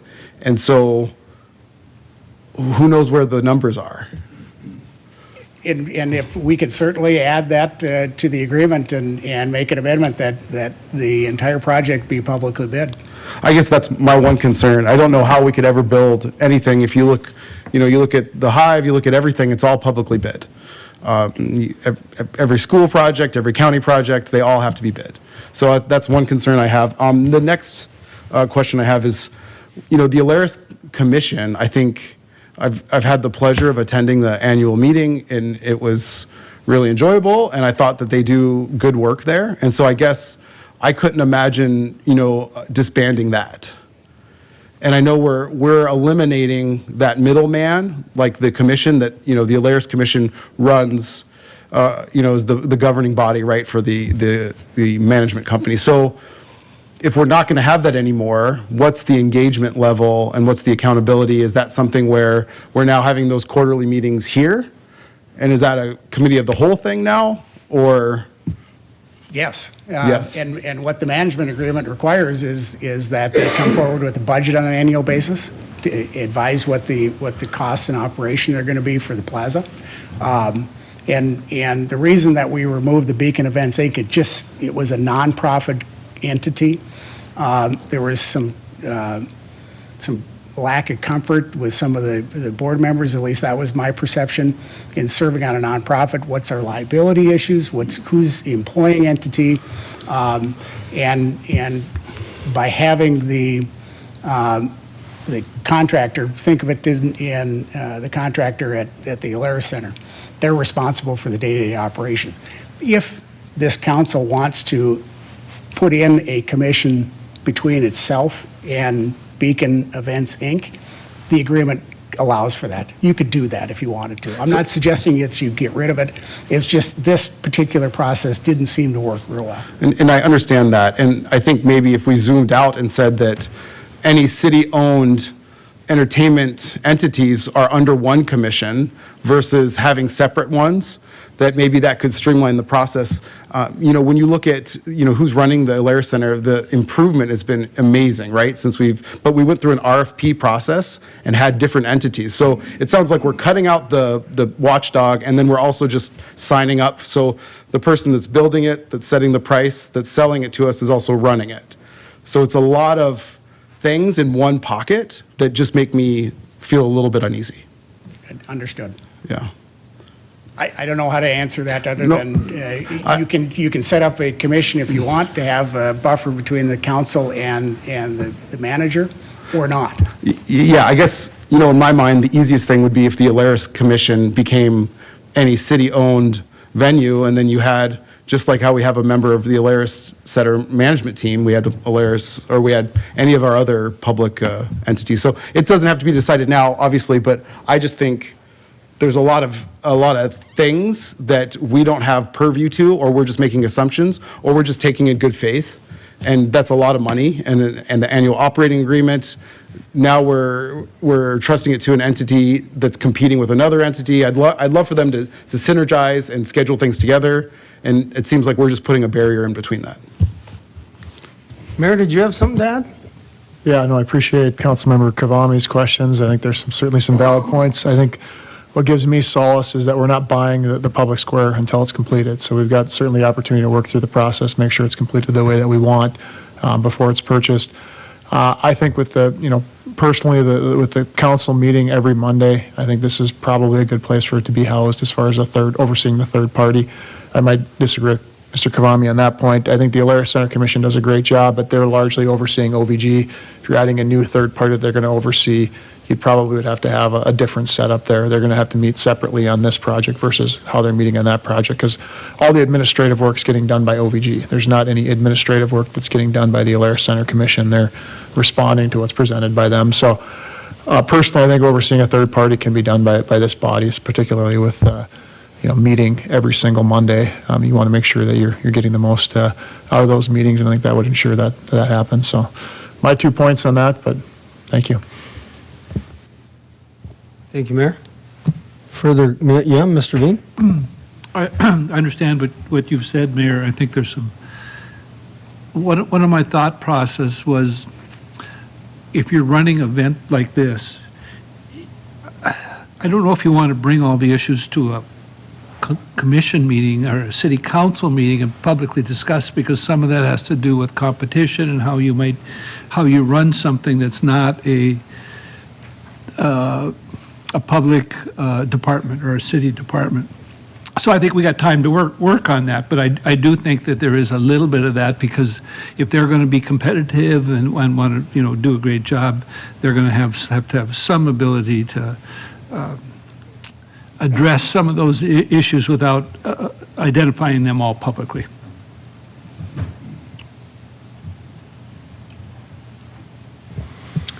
Further comments? Yeah, Mr. Weber? The plaza, the $8.2 million plaza, is going to have, if I understand correct, a smaller footprint, but with improved amenities. Yes. And were we involved, how was the city involved in the decision processes related to those changes?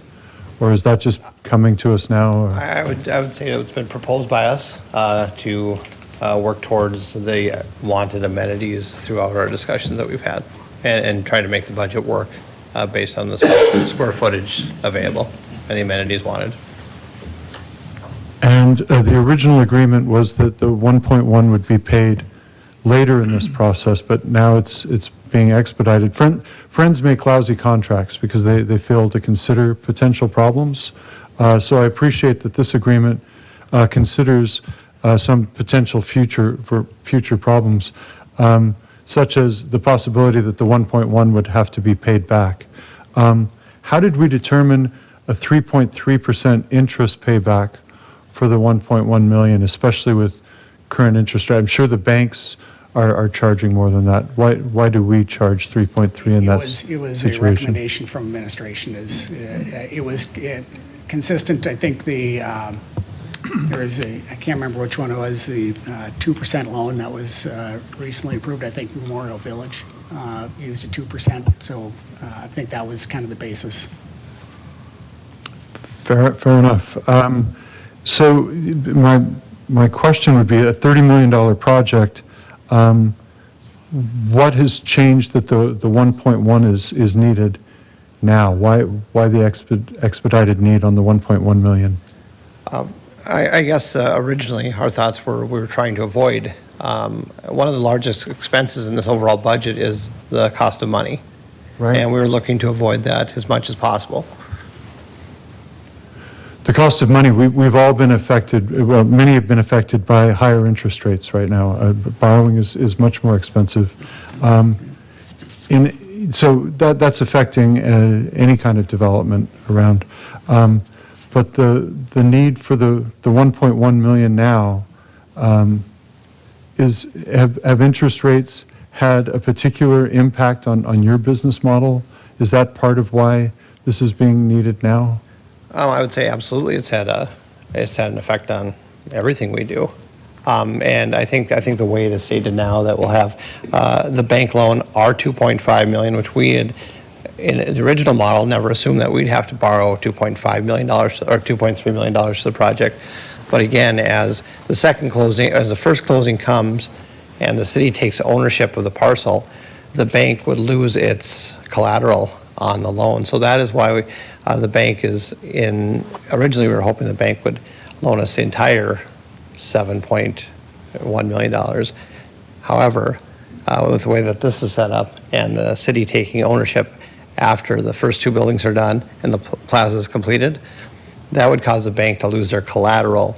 So we've come in with a $2.3 million loan to the project. So it has changed on many fronts, not only the 1.1, but also now we're shifting to help get this project finished as well.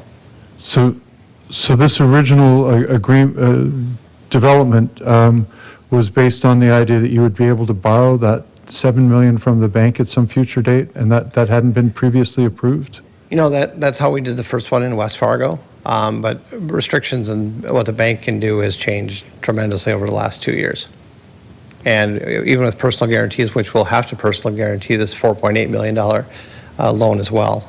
But it has changed, and regulations have tightened since that time. So how is the development coming along? Have you been hitting dates? The first building was a struggle as we waited for electrical gear, which has been a challenge in some of our different buildings. So in some cases, we've had a finished building that could not be occupied based on waiting for things that had supply chain issues. Those seem to be curtailing, and that building took 24 months, and we wanted it to take 18. Our second building that's opening Like is large transformers, things of that Yes. sort, that Yep. supply Yep, chain, meter yes, banks, right? everything. Right. It's getting better. Our second building, it's larger than the first. It'll be about 19 months of construction, which is a lot closer to the benchmark that we hope for.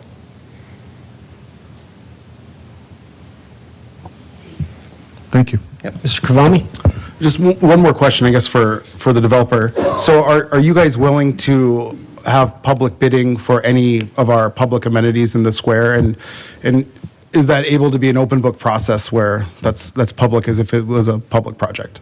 I guess I'd like to bring that back to an internal discussion. It's something that we haven't considered to this point. I think as Dan mentioned, with the sworn construction statements, the review process, we hope that would work.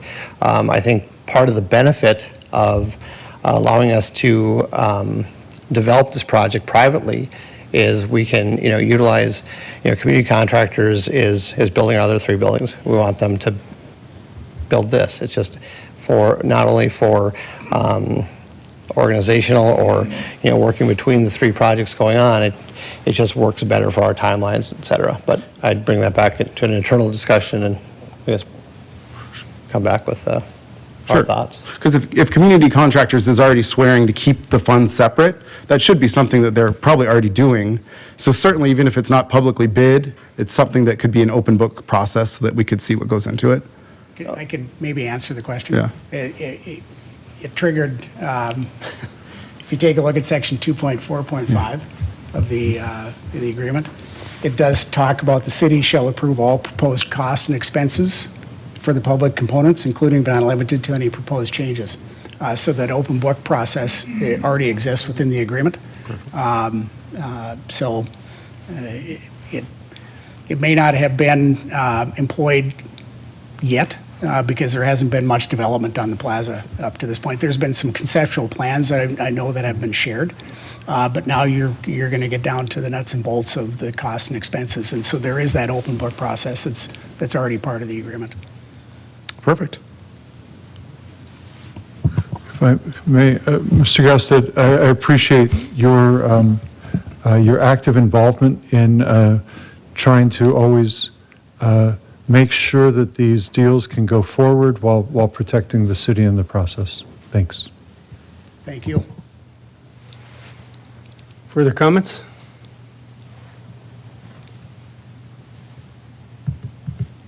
I'll move approval. Moved by Weigel, second by Osowski. Anything else for the good of the order? Hearing none, all those in favor signify by saying aye. Aye. Opposed, same sign. Motion carries unanimously. Thank you. Yep, thank you. Thanks for coming in tonight.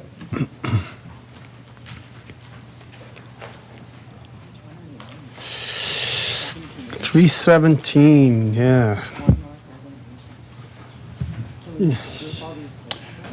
Yeah, let's group all the rest of them together. Good idea. Let's do it, Mr. Phelan. Council President Sandy, I think I can hit on all of those items in this PowerPoint just to kind of go through the remaining items.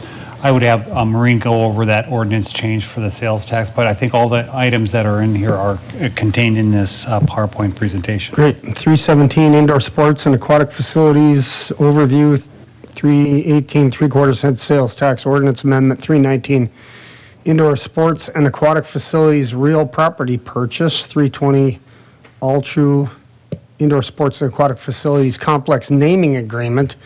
And 321, letter of intent with the Park District for operations and maintenance of the indoor sports and aquatic facilities. Mr. Phelan. Thank you. Again, I just want to highlight where we're at. We are planning this facility on the south end of the Alaris Center. And as we said, that we thankful to the voter for approving up to, at 66%, continuing the 3/4 cent. Obviously, as we talked about that, our estimates were $3.5 million would go towards the Alaris Center, continuing to maintain that as we have. That we would bond up to $100 million for new facilities, and hopefully something less than that. And then set aside $1.5 million to maintain these new facilities. So that's essentially what we prescribed as part of looking at the 3/4 cent. It was really important. We looked at this particular site. The land that we talked about, there is a purchase agreement with Danks Development. That's this property right here, which is over 6 acres for about $2.12 million. And so that price was from an appraisal from about 2+ years ago. And so we would like to move forward with this development and to purchase this remaining parcel. The city of Grand Forks owns all of the area, all the land around that island, if you will, except for this piece. So that's the land purchase that we're asking for this evening, that we feel it's strategic as part of moving forward. Previously, when you looked at this indoor sports facility, we had it fronted to 42nd, and over time, working with the mayor and I, we decided that it would be better off fronting more I-29 and leaving future development opportunities fronting 42nd. So that's one change that we made along the way. The other thing that looking at timelines, we know the 42nd Street underpass, Demers underpass, that's going to start, or it has to be done by 2029. We anticipate these facilities starting here in the next year or so. So we anticipate this facility being done in 27, probably in and around the time when we're in the midst of construction here. So this whole corridor is going to change significantly as we move forward. Here's the general conceptual site layout. This is the turf facility. This is the corridor in the second floor that would contain the indoor play area. This is the aquatic center. This is seen as the pickleball, and then this would be the courts. And so we've talked about 8 pickleball, 4 wood courts, the aquatic 50-meter pool with an indoor sports complex with a track around there. So that's how conceptually we've laid this out. Again, the Danks land that I talked about is in this area, kind of in the center of this description. Again, this is looking at, I'm going to show you some visuals for the Altru Sports Complex. Mr. Joel Larson, I've made him sit through all this whole meeting, but when you look at the letter of intent, the signage that you see here is really a visual representation of what that letter of intent is spelling out with the outdoor signage. So again, this is on... I don't believe those meet city sign code, Mr. Field. Yeah, I know. Sometimes we make exceptions to ourselves, Council President Sene. Again, I-29. Again, we have a monument sign with Altru. It's important for Altru as part of this naming rights agreement, and it's a letter of intent. They want to make sure that the council's on board with what the mayor and I have discussed, so that when we get to a final agreement, they have your understanding and an agreement as we move forward through the final details. So their intent is they want outdoor signage. They want to have this known as the Altru Sports Complex. And we are going to work on, I'll show you some visuals, on all the facilities. So the pickleball, the turf, the aquatic, and the courts, the basketball, volleyball courts. We are going to seek sponsors for all of those facilities. Altru wants to have this named as their complex, and so they want outdoor signage. They certainly want to, as you come into the building, have you understand that it's Altru Sports Complex, but they understand within all those 4 facilities I just talked about, there's going to be individual sponsors, and they're good with that. They're also good with, on these pylon signs, whether they're on I-29 or they're on fronting 42nd, that we would have additional sponsors for the various facilities. So we hope to have 4 sponsors that would accompany the Altru Sports Complex on this particular site, and that's what we're going to be working on. Again, showing Altru and what things look like. Again, when we talked about working on this aquatic center, that we would see a sponsor name here. We would see a sponsor name on the bottom of the pool, and you can see where the second floor is, where the stands are, and there'd be an indoor play area up on the second floor also. We're also trying to take a look at the shared locker rooms. So you see the locker rooms right here. So essentially the aquatic center is the center point for the locker rooms, and then on the other side where the turf, that there's some shared responsibility as you go down the spine of the facility. Again, looking above the aquatic center, here's the turf where you can see sponsor here. You'll have a sponsor on the floor, and then again we have stands here along the way too. One of the items, as I'll go through the timeline, we don't know how much all we can afford. So I've talked about the 4 basketball courts. We talked about the 8 pickleball courts. We'll have to do some value engineering. Can we do 8? Do we need to do 8 pickleball courts?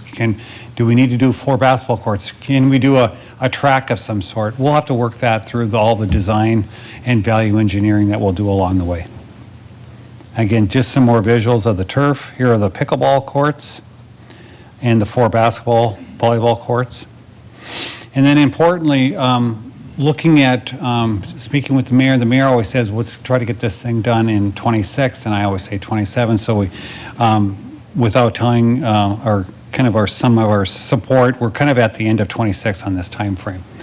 And so the important part of it is the Hislop is scheduled to be torn down in the first quarter of 25, and so the community will be without a real competitive pool, I think, unless something changes with UND. So what we have here is starting with local architect selection.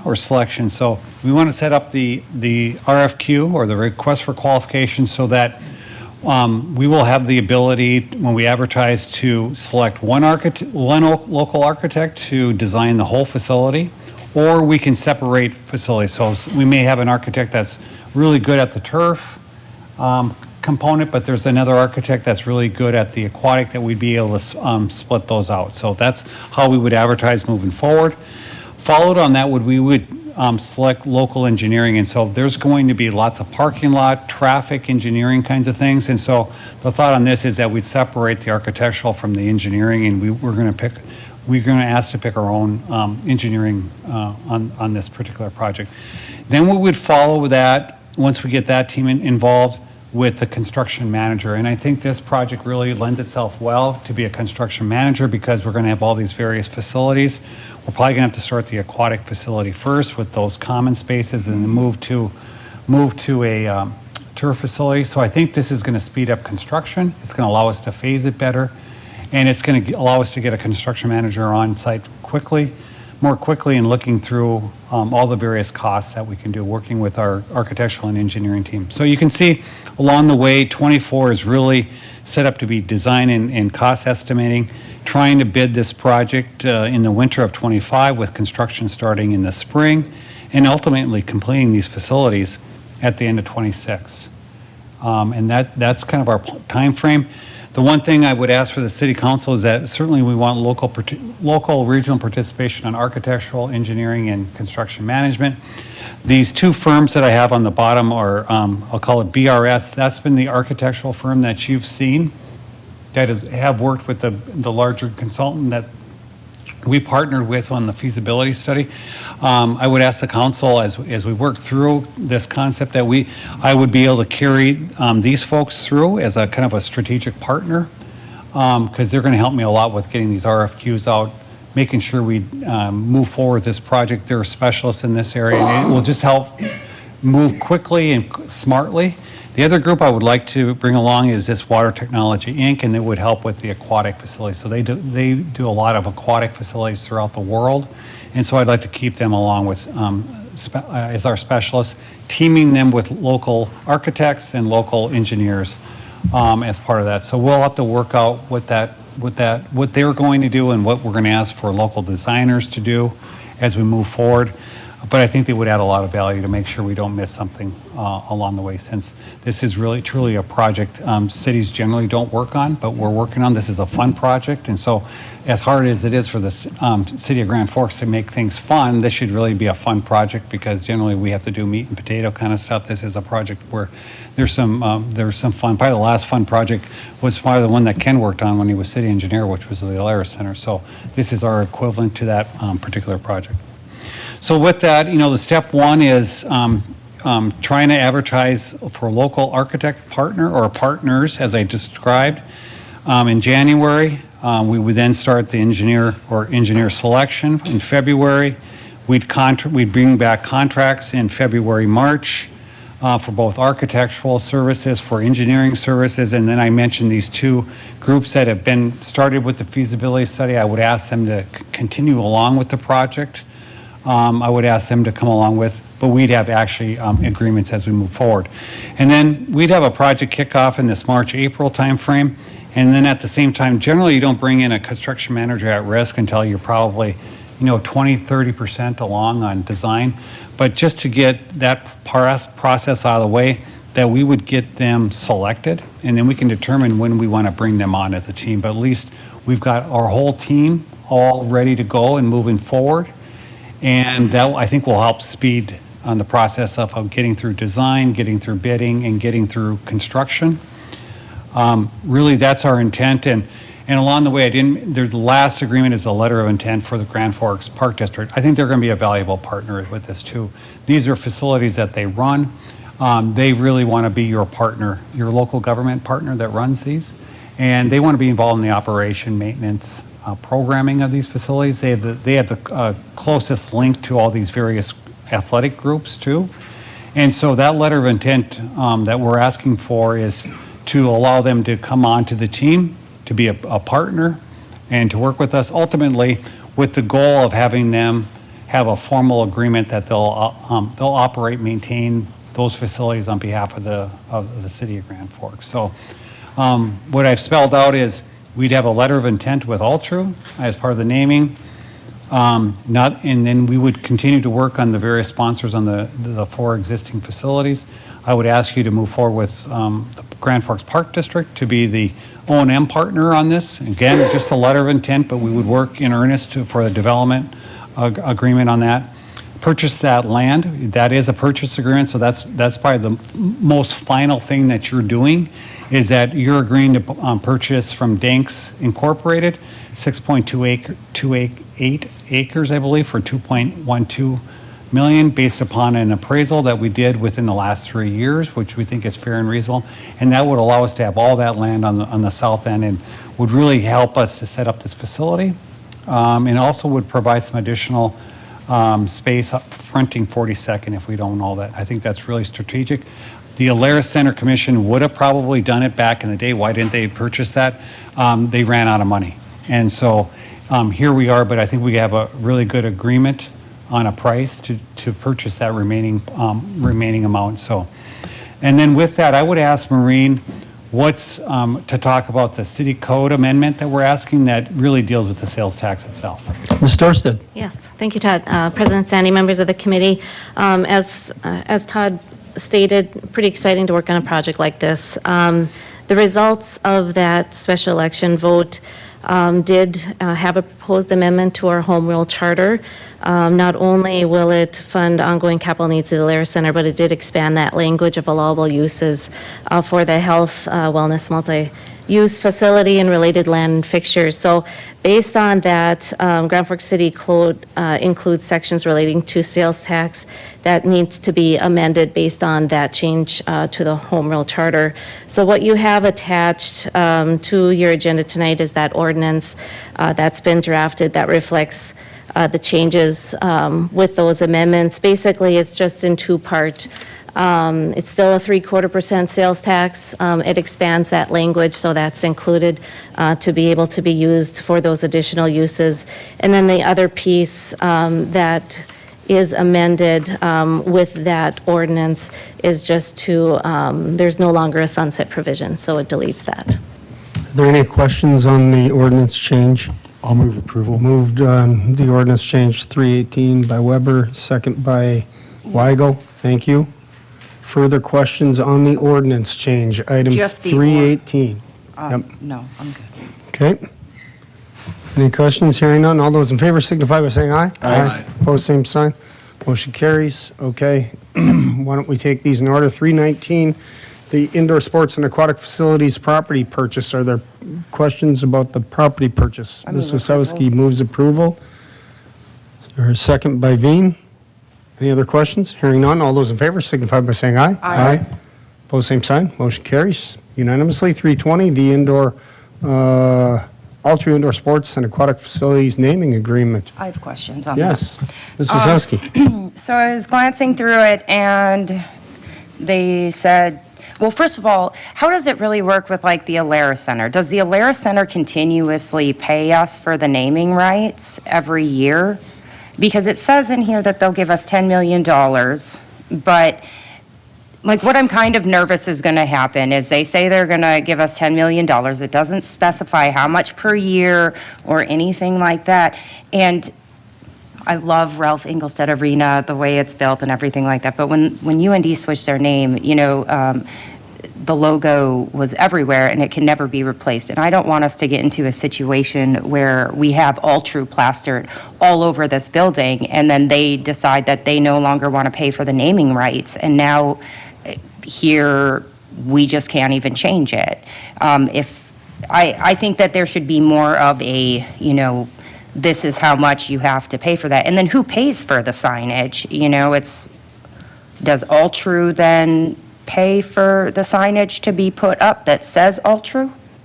I'm going to defer to Dan on some of these questions. Councilmember Osowski, just so you know, on the Alaris Center agreement, so we're within I think about 2 or 3 years ago, we signed a 10-year agreement for $2 million. And so it's $200,000 for 10 years. And then at the end of the 10 years, we would go out and either renegotiate that rate for another 10 years or whatever else. So this agreement, I think right now we're contemplating because it's going to pay for the capital. I think Marine is looking at probably a 25 to 30-year bond on this project. So likely their contribution would be over that 25-year period of time. And so it essentially would be as part of our debt service. So we'd be able to count on that as we move forward. That would be part of the agreement. But, a lot of the things you talked about would have to be discussed that it's not forever, but it likely would be 25 years and it would likely track the debt service of the building itself. And then I'll defer the rest to Dan. Yeah. What you're approving tonight is a letter of intent. And what you're approving also is under the letter of intent, it's not an obligation on any party, nor is it a promise to, and so what it's basically an intention of what the parties want to negotiate an agreement going forward. And so some of the items that you're raising are going to have to be included within that agreement is what happens under those set of circumstances. Okay, if that's the case, then if we'll get to see a different type of agreement, I move approval. Moved by Osowski, second by Kavami. Quick Quick comment, question. if I may. Yes, Mr. Weber? In my understanding and in talking to other city officials around the country, when bold quality of life projects like this are moved forward, there's two key ingredients. There needs to be a strong leadership from someone like the mayor. Congratulations to you on this.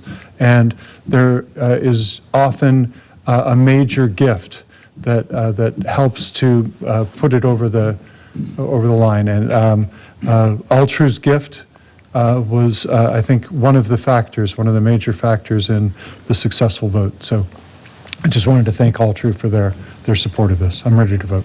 Thank you, Mr. Weber. Certainly lots of thanks and applause to go around. Any other comments? Hearing none. All those in favor signify by saying aye. Aye. Opposed, same sign. Motion carries unanimously. When do you think that actual agreement will come back to us, Mr. Phelan? I would anticipate we'd bring that back first quarter of next year. Great. Finalize Thanks. agreement.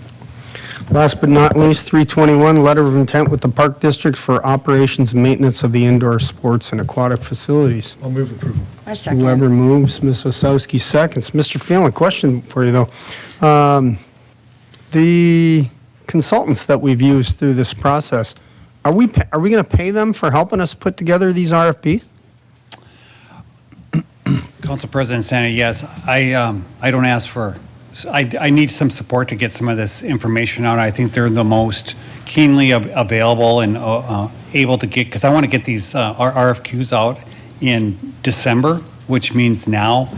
And so I think Why? I mean, I recognize that this is exciting and the ordinance, the vote passed, but why are we in such a hurry that we're tying ourselves to people when we're not even necessarily giving our local engineers and architects the opportunity? Maybe they would want to partner with them. Maybe they have other expertise and want to bring in others that they might think are more qualified. I think that's why we're doing the RFQ. And so obviously if we issue the RFQ and they're working with us as an advisor, they can't respond to the RFQ on architectural engineering or CMAR services. So this is really helping the city because, they were part of the feasibility study, kind of help us through the process and help me through the process, if you will. And so it'll just speed things up. Ultimately, local designers are going to design the building, but they're going to help it with advice along the way. So they aren't going to be a prime. They're helping with the RFQs, and we're thinking maybe the local folks will want to, because they can't bid as the prime. That's what you're saying? Yes, they're going to be on the city's team as part of it. they're going to help facilitate us getting local engineers, local architects to actually design the project itself. Because what I've told them is that as we move forward, there's going to be a need and a demand for local companies, consultants, both on the engineering and architectural, to actually do the design. But their knowledge and understanding of how to build facilities like this are going to be valuable to the city and invaluable to the professionals that we hire. In this case, architects. So we want them continue through the process as we move forward. Mr. Mayor, something to add? Yeah, I think we want to limit the cost or the expense that we're going to have, and obviously, these are out-of-state, not local ones. We want to keep as much of that local as we can, but the way I see it is, whoever's going to design the pool is going to have their pool person, right? They're going to design the project, and they're going to say the pool needs to have X, Y, and Z. This is our chance to check that, so we know that this pool is going to last 50 years, so it's not like the Central Pool or the Red River Pool or Hislop. If we're going to do this project, it needs to last a long time, so let's So we're get going it to have right. them under contract as our consultant, not necessarily working with the architects or engineers. Excellent. In fact, they can't. Yes, because got they're it. ours. Now I understand. That makes perfect sense, yeah. They'll give us third-party advice and also help us get some of the documents out sooner rather than later. Great. So I have one other question. Are the Park District, are they going to be reporting to us? Like, will they be coming to city council meetings and reporting to us on the management and the finances? Or are we still managing all the finances for the facility? How are we going to work that out? It'll be a service agreement with the Park District. We won't have a separate, Are they going to be, is the management of this complex going to be reporting to the park board, or are they going to be reporting to the city council? City council. Great. There's a motion and a second on the floor. Any other comments? Hearing none, all those in favor signify by saying aye. Aye. Opposed, same sign. Motion carries unanimously. Anything for the good of the order, Mr. Weigel? Nope. Ms. Wazowski? No, sir, thank you. Mr. Veen? Mr. Kwame? I'd just like to say I'm pro roundabout, but in case anyone was curious. Thank you. Have a good night. Yeah, Ms. Lansky? Mr. Weber? No, thank you, President. Everybody have a good night. Thank you.